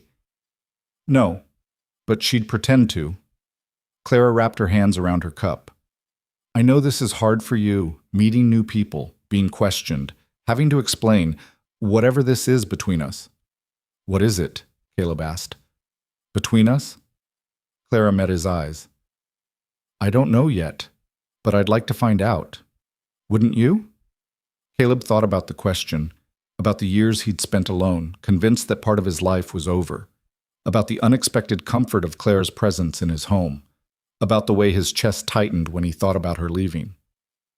Yes, he said quietly, I would. Then we go to dinner. We meet Sarah and her husband. We answer their questions as honestly as we can, and we see what happens. And if they don't approve? Clara's expression hardened slightly. Then they don't approve. Sarah is my daughter, and I love her dearly. But I'm 57 years old, Caleb. I've earned the right to make my own choices, even if she doesn't agree with them. The conviction in her voice steadied something in him. Caleb nodded and stood, moving to the window. The sun was just beginning to lighten the eastern horizon, painting the sky in shades of pearl and rose. I should do the morning chores, he said. Keep busy. I'll help. They worked through the dawn in companionable silence, feeding the animals, checking water troughs, mucking out Ranger's stall. The old horse watched them with suspicious eyes, as if he sensed the tension and blamed them for it. By the time the sun cleared the mountains, they'd worked up enough sweat to wash away some of the nervousness. Clara leaned on the paddock fence, watching Ranger nose through his breakfast grain. He doesn't like me much, does he? He doesn't like anyone, including me most days. Then why keep him? Caleb was quiet for a moment. Martha loved him. Used to feed him apples from the tree by the house, talked to him like he was people. After she died, I thought about putting him down. He was old even then, and it would have been kinder than watching him age into pain. He paused. But every time I picked up the phone to call the vet, I'd remember her hand on his neck, the way she'd smile when he'd rest his head on her shoulder. So I kept him. Figured it was the least I could do. Clara reached out and touched his arm. You're a better man than you give yourself credit for. I'm a stubborn old fool who can't let go of the past. Maybe. But you're here, aren't you? Trying. That counts for something. They walked back to the house as the morning heated up. The day stretched ahead of them, empty hours to fill before dinner. Caleb found himself restless, unable to settle to any task. He started cleaning tack in the barn, gave up after 10 minutes. Tried to read, couldn't focus on the words. Finally ended up on the porch, watching the road like he was waiting for something he couldn't name. Clara appeared beside him with 2 glasses of lemonade. You're going to wear a hole in those planks with all that pacing. Not pacing, just thinking. Thinking looks a lot like pacing from where I'm standing. She handed him a glass and sat in the chair Martha used to occupy. Talk to me, Caleb. What's really bothering you about tonight? Caleb took a long drink, buying time to organize his thoughts. I haven't had to explain myself to anyone in 7 years. Haven't had to justify my choices or defend my decisions. It's just been me and the ranch and the silence. Now I'm going to sit across from your daughter and her husband and try to convince them that I'm, worth your time? Not some broken-down hermit taking advantage of a widow passing through? Is that what you think you are? Isn't it what they'll think? Clara set down her glass. Sarah will think what I tell her to think. And I'll tell her that you're a good man who helped me when I needed it, who gave me shelter and fixed my wagon and reminded me that kindness still exists in the world. If she chooses to see something suspicious in that, it says more about her than it does about you. She's protecting you. Can't fault her for that. No, but I can tell her when her protection becomes interference. Clara's voice softened. I haven't told her everything you know about us, about what's been happening here. What has been happening here? The question hung between them. Clara looked out at the prairie, her expression thoughtful. I think we've been healing, she said finally. Both of us. Separately and together. I think we've been remembering what it feels like to be seen by someone. Really seen, not just observed or tolerated or pitied. Caleb knew she was right. In the handful of days Clara had been here, he'd felt more present in his own life than he had since Martha died. The house felt lived in again. The silence felt comfortable rather than oppressive. Even the weight of grief seemed lighter when shared with someone who understood it. "What do we tell her?" he asked. "Sarah, when she asks what this is." "The truth. That we're two people who found each other at the right time. That we're taking it slow, seeing where it leads." Clara turned to face him. "Unless you want to tell her something different?" Caleb met her eyes and felt the question behind the question. Was this just a temporary comfort, or was it the beginning of something real? He didn't know the answer. Wasn't sure he was ready to find out. But he knew what he wanted it to be. "No," he said. "That's the truth." They spent the afternoon preparing for dinner like soldiers preparing for battle. Clara changed clothes 3 times, finally settling on a simple blue dress that brought out her eyes. Caleb showered and put on his good shirt, the one he usually reserved for funerals, then stood in front of the mirror trying to remember the last time he'd cared what he looked like. At 5:30, they climbed into the truck and headed for Red Hollow. Clara gave directions to her daughter's house, her voice tight with nerves. Caleb drove in silence, his hands steady on the wheel despite the churning in his gut. Sarah and her husband lived on the edge of town in a small house with a neat yard and flowers planted in careful rows. A bicycle leaned against the porch, and toys scattered across the lawn suggested grandchildren who visited often. Caleb parked on the street and killed the engine. "Ready?" Clara asked. "No, but let's go anyway." They walked to the front door together. Before Clara could knock, it swung open to reveal a woman in her mid-30s with her mother's eyes and a smile that didn't quite reach them. "Mom." Sarah pulled Clara into a hug that went on a beat too long, as if she'd been worried. "I'm so glad you're here." "Sarah, sweetheart, this is Caleb Whitmore." "Caleb, my daughter Sarah, and her husband Tom." A man appeared behind Sarah, stocky, balding, with a handshake that tested Caleb's knuckles. "Mr. Whitmore, we've heard a lot about you." "Have you now?" Caleb's tone was carefully neutral. "All good things," Sarah said quickly. Too quickly. "Come in, please. Dinner's almost ready." The house was warm and cluttered in the way homes with children usually are. Photos on every surface, toys in corners, the faint smell of crayon and paste underlying the scent of cooking food. Sarah led them to the dining room where the table was already set with what was clearly the good china. They sat. Tom poured wine. Sarah brought out plates of roasted chicken, potatoes, vegetables. The food looked delicious, but Caleb's stomach was too tight to appreciate it. "So," Tom said, after they'd filled their plates, "Mom tells us you have a ranch outside town." "That's right." "Been there long?" "All my life. My grandfather started the place in 1895. "That's quite a legacy." Tom cut into his chicken with surgical precision. "Must be hard to maintain at your age." Clara's fork stopped halfway to her mouth. "Tom," "It's a fair question," Caleb said, though his jaw tightened. "And yes, it's hard. Ranch work doesn't get easier as you get older, but I manage." 15 head of cattle, Mom said. "That's not much of an operation." "Tom," Sarah's voice carried a warning.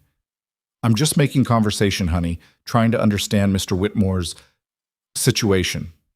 Caleb set down his fork with deliberate care. "My situation is this. I'm a widower with a small ranch that barely breaks even. I live alone by choice, and I'm too old and too stubborn to pretend otherwise. Your mother-in-law's wagon broke down on my property. I offered help because it was the decent thing to do. That's the whole story." The silence that followed was sharp enough to cut. Sarah looked between her mother and Caleb, her expression troubled. Tom took a long drink of wine. Clara's voice, when she spoke, was quiet but firm. "That's not the whole story, and you know it, Caleb." Caleb looked at her. Her face was flushed, whether from embarrassment or anger he couldn't tell, but her eyes were steady, challenging him to be honest even when honesty was hard. "No," he admitted. "It's not." "Then what is the whole story?" Sarah asked. Her tone wasn't hostile exactly, but it wasn't welcoming either. "Because from where I'm sitting, my mother spent 4 days at the home of a man she'd never met, and now she gestured between them. "I don't even know what this is." "Neither do we," Clara said. Not exactly, but I can tell you what it's not. It's not a mistake. It's not me being lonely and latching on to the first man who showed me kindness. It's not.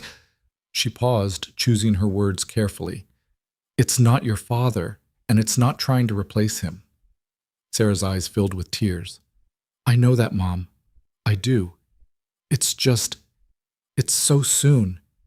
Dad's only been gone 2 years, and already already I'm what? Trying to be happy again? Trying to find a reason to wake up in the morning that isn't just going through the motions? Claire's voice cracked. I loved your father, Sarah, with everything I had. And when he died, I wanted to die too. For months, I couldn't see the point of going on. But I did go on, because what other choice did I have? And now I've met someone who reminds me what it feels like to be more than just a widow. Someone who sees me as Clara, not just Ben's wife or your mother. And I'm sorry if that makes you uncomfortable, but I'm not going to apologize for it. The words fell like stones into water. Sarah wiped her eyes with her napkin, and Tom looked suddenly very interested in his potatoes. Caleb sat frozen, unsure whether to speak or stay silent. Finally, Sarah said, I'm not asking you to apologize, Mom. I'm worried. I don't want to see you get hurt. I'm already hurt, Clara said gently. I've been hurt for 2 years. The question isn't whether I can avoid being hurt. It's whether I'm brave enough to risk being hurt again if it means also having a chance at being happy. Sarah turned to Caleb. What about you, Mr. Whitmore? Are you brave enough? The question caught him off guard. Caleb looked at this young woman who was trying so hard to protect her mother, who had every right to be suspicious of a stranger who'd appeared in Clara's life at a vulnerable moment. He understood her fear because he felt it himself. I don't know, he said honestly. Your mother deserves someone who can promise her happiness and security and a future without complications. I can't promise any of that. I'm a 63-year-old rancher with more past than future, and I've been alone so long I've forgotten how to be around people. What I can promise is that I'll be honest with her, that I won't waste her time or mine pretending to be something I'm not, and that if this, whatever this is, becomes something real, I'll do my damnedest not to let her down. Sarah studied him for a long moment. Then, unexpectedly, she smiled. It was small and tentative, but genuine. That's the first thing you've said that doesn't sound rehearsed, she said.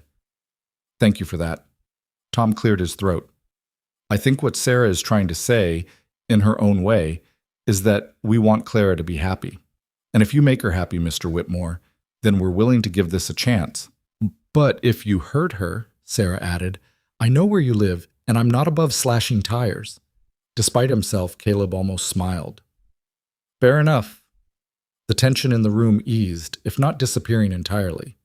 They finished dinner with lighter conversation, Sarah talking about her work teaching 3rd grade, Tom describing his job at the lumber mill, Clara sharing carefully edited stories about the ranch and the fence repair.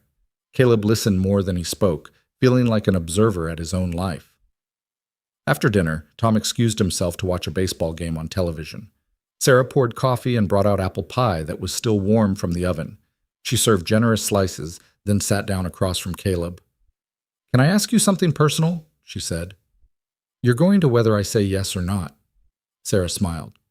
Fair point. What happened to your wife, if you don't mind my asking?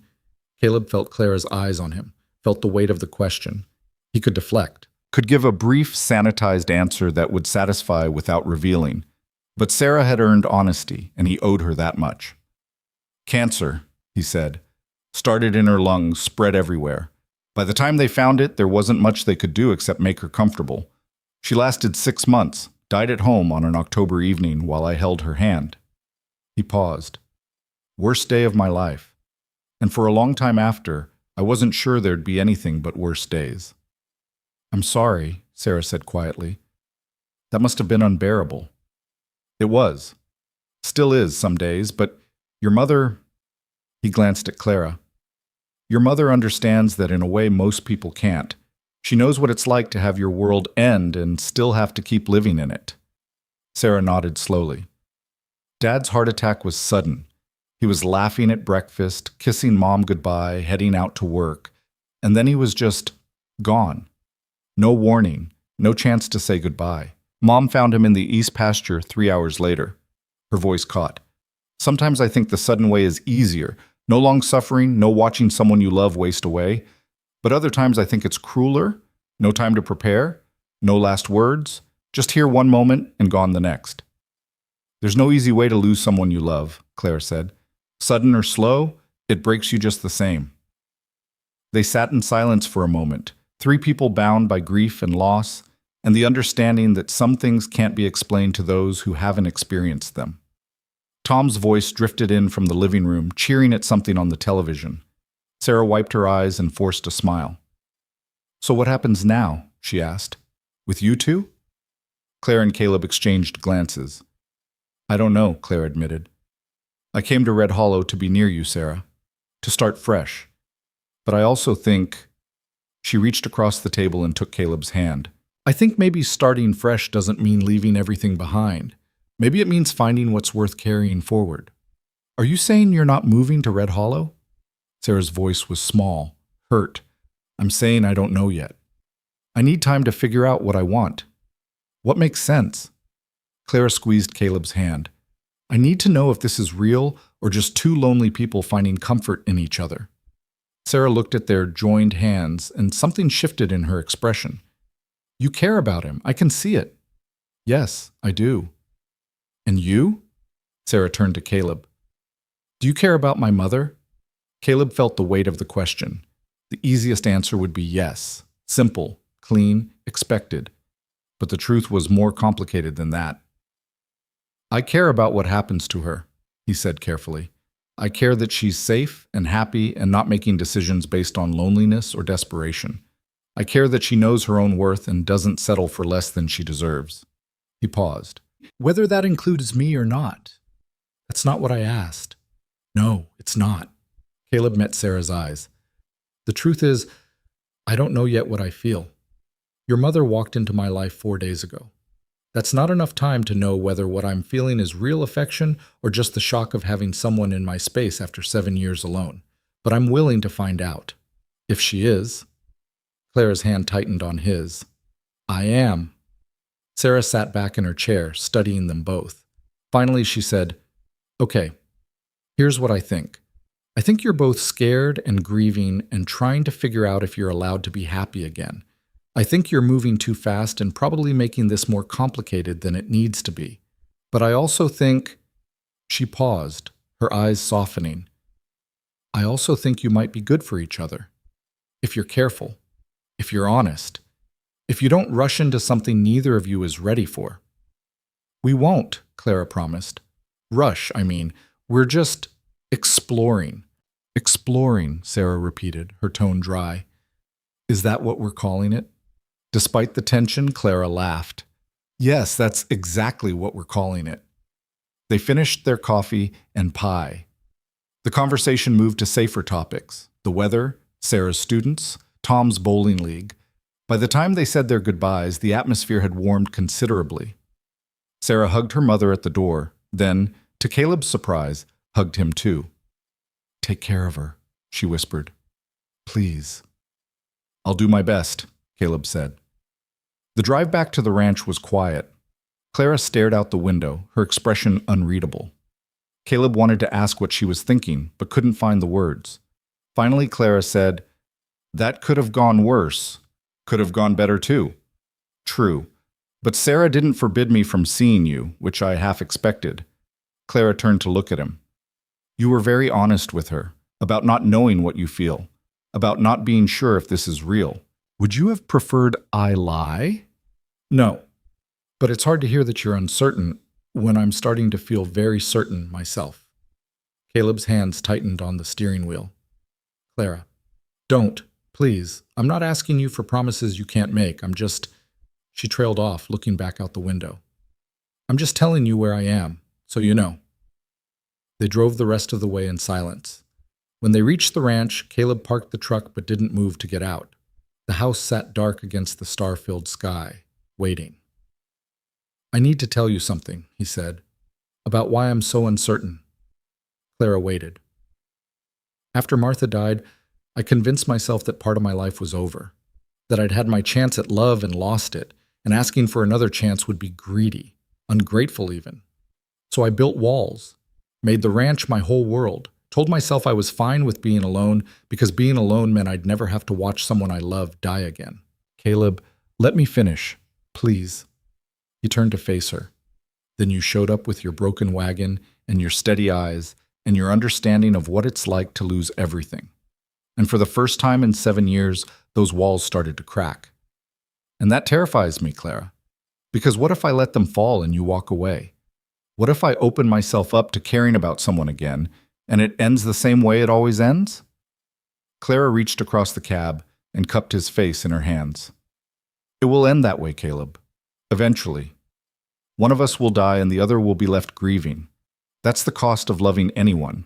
But the question isn't whether we'll lose each other someday. It's whether the time we have together is worth the pain of eventually losing it.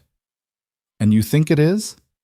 I think hiding from love because you're afraid of loss is another kind of dying, a slower kind, and I'm tired of dying slowly.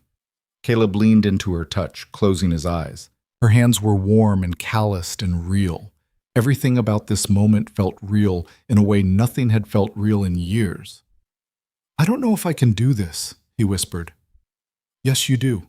You're already doing it. They sat there in the darkness of the cab, holding on to each other like drowning people holding on to wreckage. And Caleb understood that this was the moment. The choice. He could pull away now, send Clara to Red Hollow tomorrow, return to his safe, lonely existence. Or he could take the risk. Step off the cliff and trust that something would catch him. He opened his eyes and looked at Clara. Really looked. Saw the hope and fear and determination in her face. Saw a woman who was brave enough to risk everything on the possibility of something real. Come back, he said. What? After you settle into Red Hollow. After you've had time with Sarah. After you've had a chance to think clearly without me and this ranch and the past few days clouding your judgment. Come back. And if you still want to explore this, us, then we'll take it slow. We'll do it right. We'll figure out if what we're feeling is real or just the aftermath of grief making us grasp at connection. Clara's eyes filled with tears. How long? A week. Give yourself a week to be sure.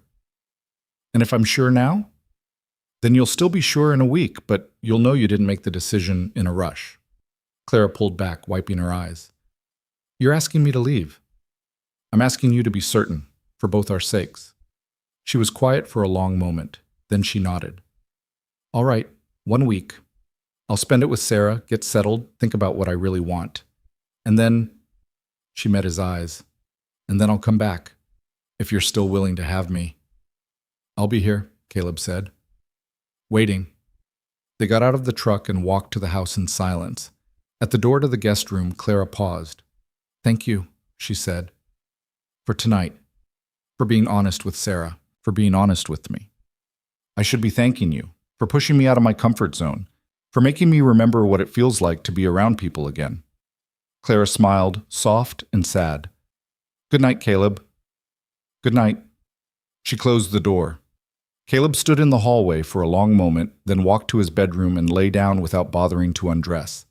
His mind churned with thoughts of the evening, Sarah's questions, Tom's scrutiny, the weight of Clara's admission that she was becoming certain while he remained uncertain. But beneath the uncertainty was something else, something that felt like hope taking root in barren soil. In the guest room, Clara lay awake, staring at the ceiling and wondering if she'd just agreed to the longest week of her life. She thought about Sarah's protective questions and Caleb's careful honesty and the way his hands had trembled when she'd touched his face. She thought about going back to Red Hollow tomorrow, about the week ahead spent with her daughter, pretending everything was normal, while her heart stayed behind on a failing ranch with a stubborn, broken man who was just starting to heal. And she thought about coming back, about the possibility that this strange, unexpected connection might be real, might be worth the risk, might be exactly what they both needed, even if neither of them knew it yet. Outside, the wind picked up, carrying the scent of sage and distance. The stars wheeled overhead in their eternal patterns. And on a ranch outside Red Hollow, 2 people lay in separate rooms, waiting for a week that would determine whether loneliness was their destiny or just a chapter in a longer story. Morning came too quickly and not quickly enough. Caleb woke to find Clara already in the kitchen, her belongings packed and stacked neatly by the door. The sight of her bags hit him harder than he'd expected, a physical reminder that she was leaving, that the house would return to the silence he'd lived with for 7 years. She turned when she heard him, and he saw his own reluctance mirrored in her eyes. "Coffee's ready," she said quietly. They drank it standing at the counter, neither willing to sit at the table where they'd shared so many meals over the past few days. The intimacy of sitting felt too much like goodbye, and neither was ready for that yet. "I hitched up the wagon last night," Caleb said, "while you were packing. Check the wheel one more time. It'll hold." "Thank you." Clara set down her cup. "For everything, the repairs, the shelter, the—" She stopped, searching for words. "For reminding me what it feels like to be seen." Caleb wanted to tell her she'd done the same for him, that these few days had cracked open something in his chest he'd thought was sealed forever. But the words caught in his throat, so he just nodded. They loaded her belongings into the wagon in silence. The morning was cool and clear, the kind of autumn day that made the prairie look like it stretched on forever. Caleb helped Clara settle her horse in the traces, checking the harness twice to make sure everything was secure. "She'll be fine," Clara said gently. "Stop fussing. Just being thorough. You're stalling." She was right. Caleb stepped back, wiping his hands on his jeans. Clara climbed onto the wagon seat and gathered the reins, but she didn't signal the horse to move. Instead, she looked down at him with an expression he couldn't quite read. "1 week," she said. "1 week," he confirmed. "And if I come back—" "When you come back," Caleb interrupted, surprising himself with the certainty in his voice. Clara's smile was like sunrise. "When I come back, we take this slow. We do it right. We don't rush into something neither of us is ready for." "Agreed." "And if it doesn't work, if we discover this was just loneliness and proximity, we part as friends. No regrets, no bitterness." Caleb's chest tightened at the thought, but he nodded. "No regrets." Clara looked at him for a long moment, and Caleb thought she might say something more. Instead, she clicked her tongue, and the wagon lurched forward. He watched her drive down the long dirt road toward Red Hollow, the morning sun catching in her hair, until she disappeared around the bend, and he was alone again. The ranch felt emptier than it had in years. Caleb stood in the yard, listening to the silence press against his eardrums, and wondered if he'd just made the biggest mistake of his life by letting her go. The first day crawled by like a wounded animal. Caleb threw himself into work, mending fence, mucking stalls, organizing the barn with a thoroughness that bordered on obsessive. Anything to keep his hands busy and his mind occupied. But everywhere he looked, he saw Clara. The spot where she'd stood while working the bellows. The stall where her horse had rested. The kitchen table where she'd sat with coffee and quiet understanding. That evening, he climbed the hill to Martha's grave and stood in the fading light, trying to sort through the tangle of emotions in his chest. "I let her go," he said to the headstone. "Told her to take a week, be sure about what she wants. Smart thing to do, probably. Give us both time to think clearly." He paused. "So why does it feel like I just cut off my own arm?" The wind offered no answers. Caleb sat down on the grass, his back against the headstone, and watched the sun set over land he'd worked all his life. The beauty of it, the endless sky, the rolling plains, the mountains purple in the distance, felt almost painful in its indifference. "I don't know what I'm doing, Martha," he admitted. "Don't know if I'm betraying you or honoring you or just being a lonely old fool. But I felt something with Clara, something I thought I'd never feel again, and I'm scared to death of what that means." He sat there until full dark, then walked back down the hill and went to bed without eating. Sleep was a long time coming. The second day was worse. Caleb woke before dawn and spent an hour staring at the ceiling, listening to the house creak around him. The silence that had once been comfortable now felt oppressive, like a weight pressing down on his chest. He forced himself through the morning chores, then drove into Red Hollow for supplies he didn't need. Pete Harrison looked up when he walked into the general store, surprise evident on his face. "Twice in 1 week? Should I call a doctor?" "Just need some things," Caleb muttered, grabbing a basket. "Uh-huh. And those things wouldn't happen to include an excuse to drive past the Mitchell place, would they?" Caleb's jaw tightened. "Don't know what you're talking about." "Sure you don't." Pete leaned on the counter, grinning. "Clara Bennett settled in with her daughter 3 days ago. Saw her at the post office yesterday. She asked about you. Caleb's heart kicked hard against his ribs. What'd she say? Just asked how you were doing, whether you'd been into town. I told her you were probably sitting on your porch being stubborn and miserable. Appreciate that. Caleb? Pete's voice turned serious. What are you doing? That woman is interested in you. You're clearly interested in her, and instead of doing something about it, you're both sitting around waiting for what? Permission? A sign from above? We're giving it time, making sure it's real. Time for what? You're both pushing 60. How much time do you think you've got? Pete shook his head. Look, I get it. You loved Martha. She was your whole world. But she's gone, Caleb. And if she could see you now, turning away from a chance at happiness because you're too scared to reach for it, she'd knock you upside the head. The words hit harder than Caleb wanted to admit. He paid for supplies he didn't need and drove home in silence, Pete's question echoing in his mind. What was he waiting for? The third day brought rain, cold and steady, turning the world gray and featureless. Caleb stood at the kitchen window, coffee growing cold in his hand, and admitted to himself what he'd been trying to avoid. He missed her. Not just the company, or the help, or the break from loneliness. He missed Clara specifically. The way she moved through his space without apology. The sound of her laugh. The quiet understanding in her eyes when he couldn't find words for what he was feeling. He told her to take the week to be sure. But somewhere in the past 3 days, he'd become sure himself. This wasn't just loneliness or the comfort of companionship. This was something real and rare and terrifying in its potential. The realization should have brought relief. Instead, it brought a new fear. What if Clara spent the week with her daughter and realized she didn't want to come back? What if the distance gave her clarity, and that clarity was that she'd made a mistake? Caleb paced the house like a caged animal, unable to settle. Finally, he grabbed his coat and drove back into town, not sure what he was looking for, but knowing he couldn't sit still any longer. He found himself parked outside the Mitchell house without consciously deciding to go there. The lights were on inside, warm and welcoming against the gray afternoon. Through the window, he could see Clara sitting at the kitchen table with her daughter, both of them laughing about something. The sight stopped him cold. She looked happy, relaxed, at home in a way she hadn't quite looked at the ranch, for all her comfort there. And Caleb understood with sudden, crushing clarity that he had nothing to offer her. Sarah lived here. Grandchildren lived here. A community and a future and everything that mattered to a woman who'd lost her husband and needed to rebuild her life. What did he have? A failing ranch, loneliness, the promise of more hard work and uncertain futures. Why would she choose that over this? He was about to start the truck and drive away when the front door opened and Clara stepped onto the porch.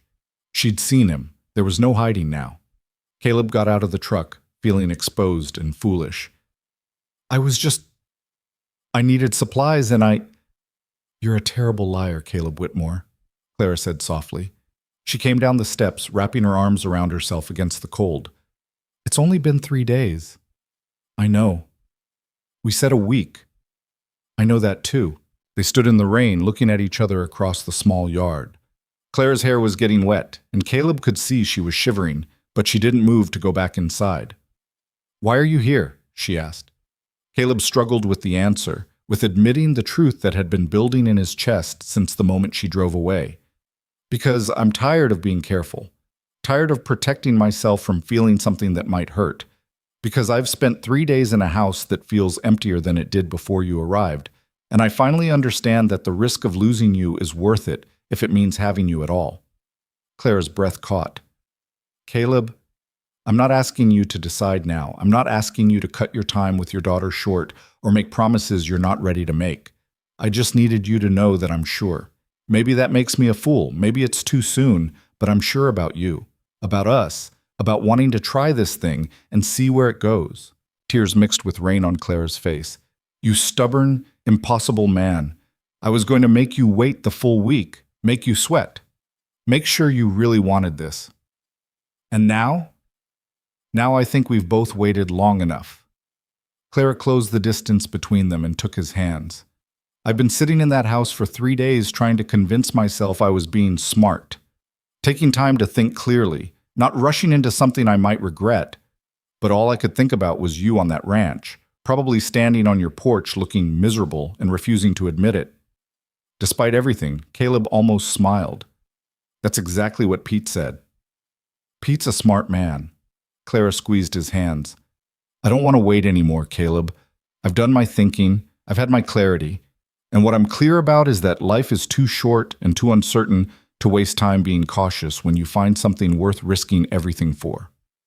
Your daughter is inside waiting to meet you properly. Again. Clara glanced back at the house. She saw you pull up, told me to go talk to you while she made fresh coffee. I think that was her way of giving us privacy. She knows why I'm here? I suspect so. I haven't exactly been subtle about missing you. Clara pulled him toward the house. Come inside, you're getting soaked.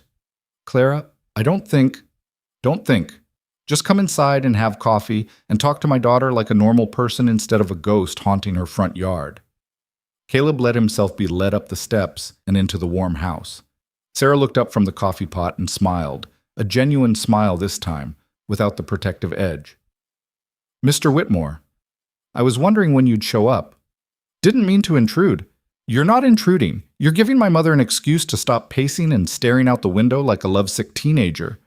Sarah poured 3 cups of coffee. Sit, please. Tom's at work, so you're spared another interrogation. They sat at the kitchen table, the same table where they'd had such an awkward dinner just days before, but the atmosphere was different now. Lighter.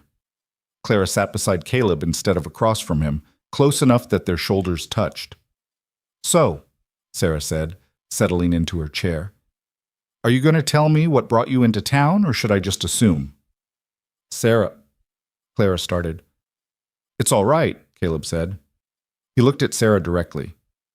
I came because I couldn't wait 4 more days to tell your mother that I'm done being afraid, that I want to try this thing with her, whatever it becomes, that I know it's fast and probably foolish, but I've spent 7 years being careful, and it got me nothing but loneliness.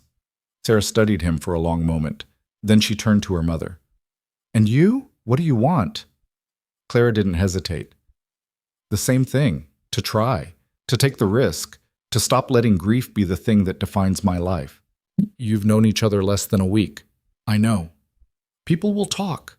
They'll say you're rushing, that you're making a mistake, that you barely know each other. Let them talk, Clara said firmly. I'm 57 years old, Sarah. I don't have time to worry about what people think. I have time to either live or just exist. And I choose living. Sarah's eyes glistened. Mom, I just don't want you to get hurt. I'm already hurt, sweetheart. I've been hurt since your father died. The question isn't whether I'll get hurt again. We all will eventually. The question is whether I'm brave enough to let myself heal, and I think I am. With Caleb. The silence that followed was heavy with emotion. Finally, Sarah wiped her eyes and laughed shakily. You two are the most stubborn, infuriating people I've ever met, and I think... She paused, choosing her words carefully. I think you might be exactly what each other needs.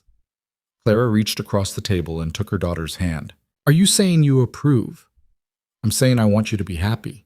If Caleb makes you happy, then yes, I approve.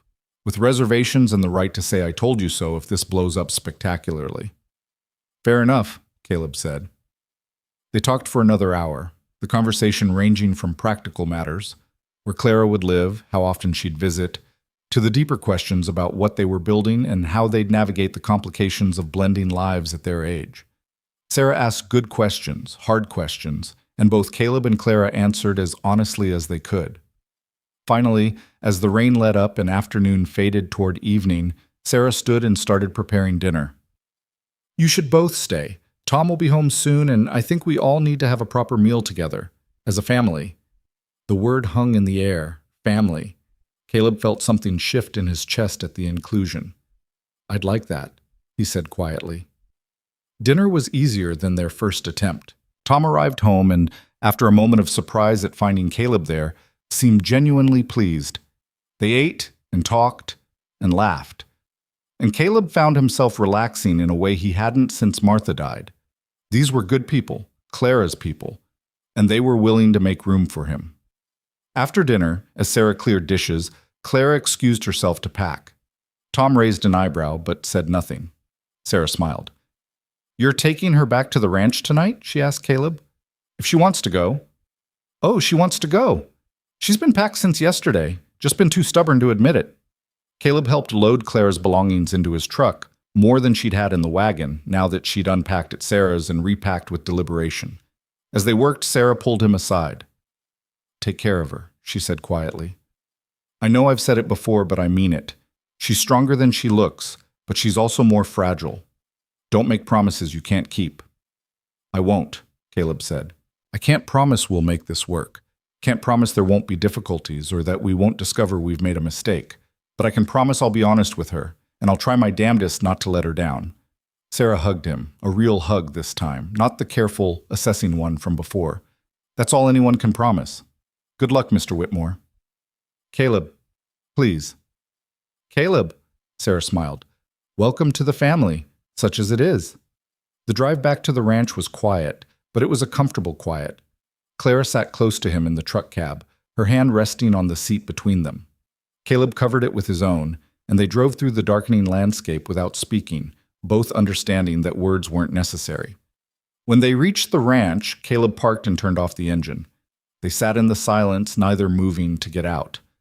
So this is real, Clara said finally. We're really doing this. Seems like it. Are you scared? Terrified.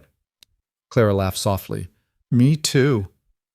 They got out and unloaded her belongings, carrying them into the house. Caleb set her bags in the guest room, but Clara stopped him. That's not where I'll be staying, she said quietly. If you're all right with it.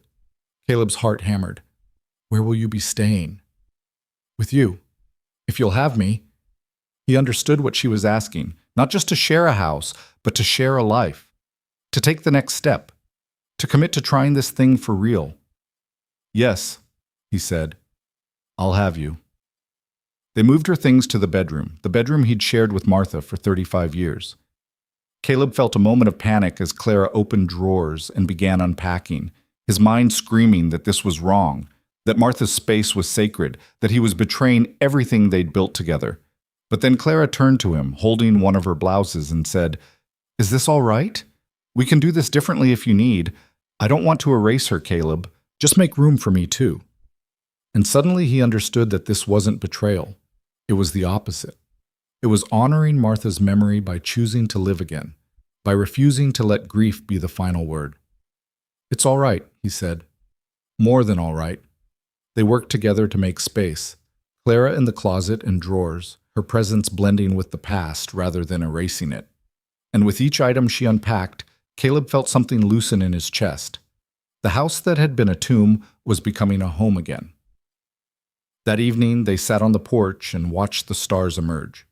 Caleb thought about all the evenings he'd done this alone, convinced his story was finished. And now here was Clara, warm and alive beside him, proof that stories could have unexpected chapters. What happens now? Clara asked.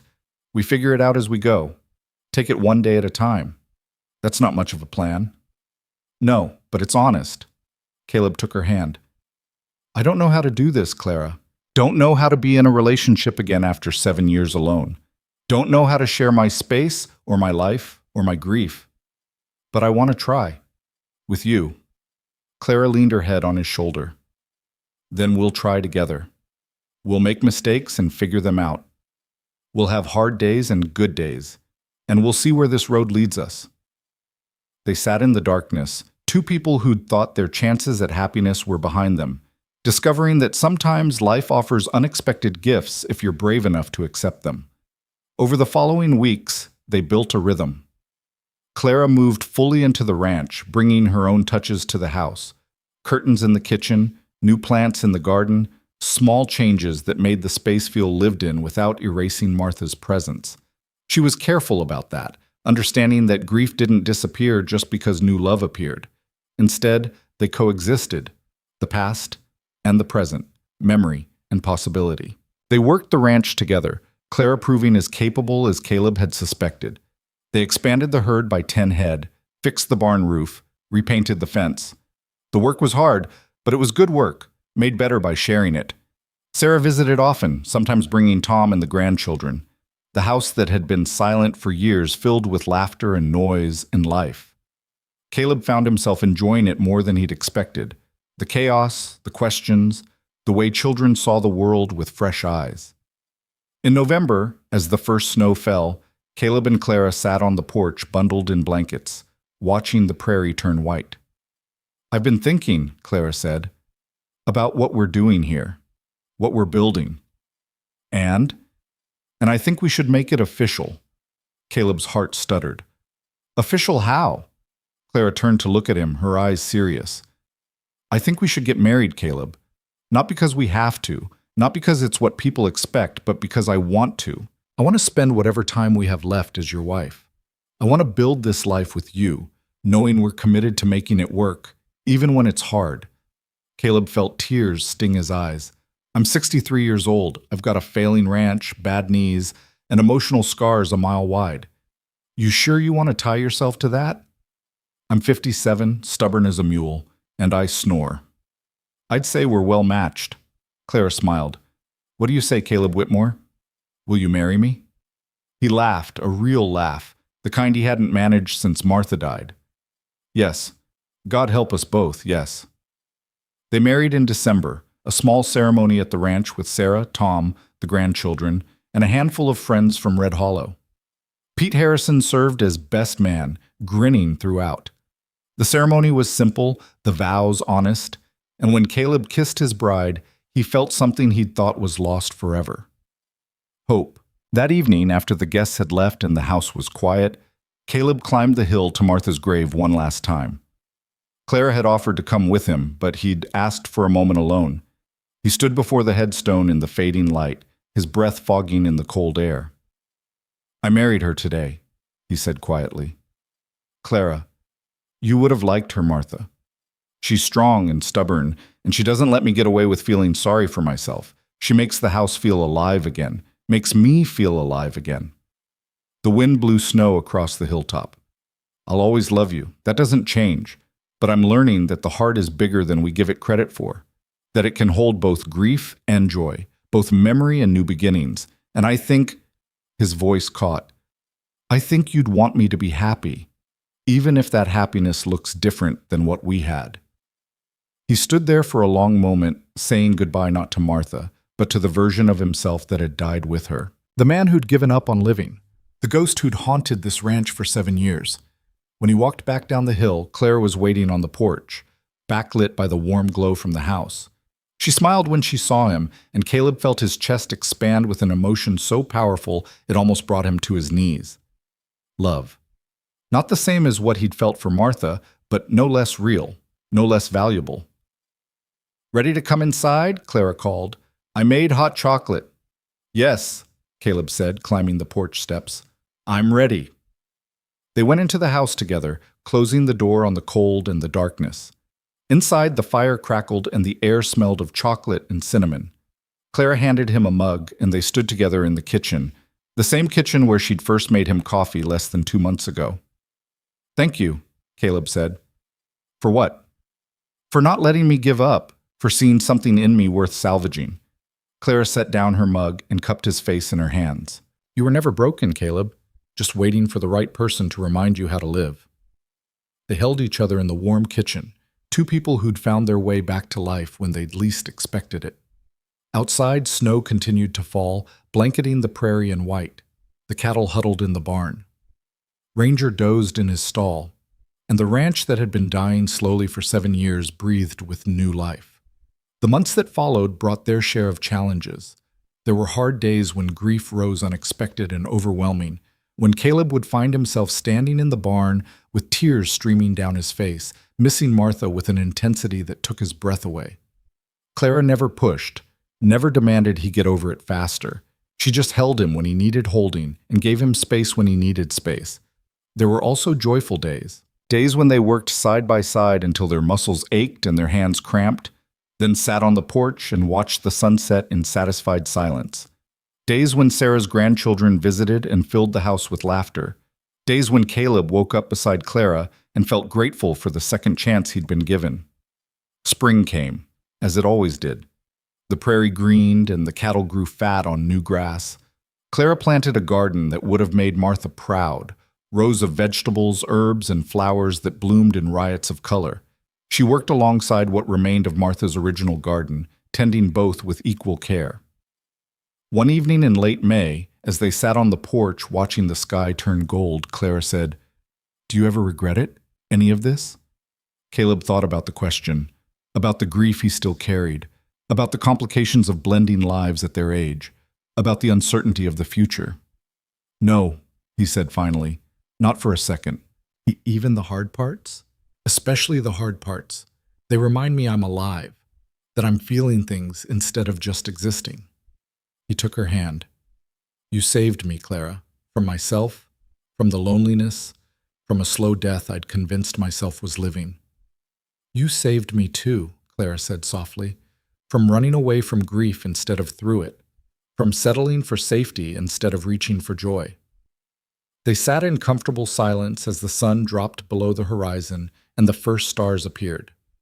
Somewhere in the distance, a coyote called. The wind carried the scent of growing things. And on a ranch outside Red Hollow, Colorado, two hearts that had been broken found healing in each other.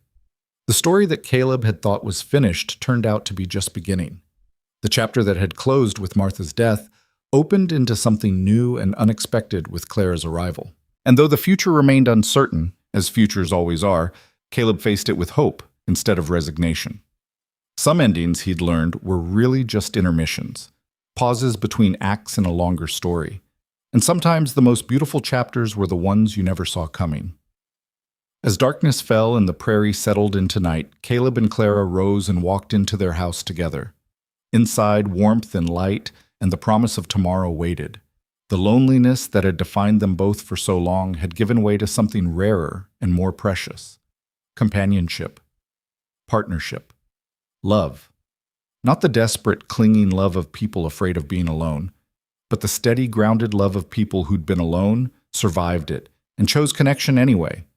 Who'd looked at their scars and their grief and their uncertain futures and decided that sharing the journey was worth the risk of eventual loss. The door closed behind them.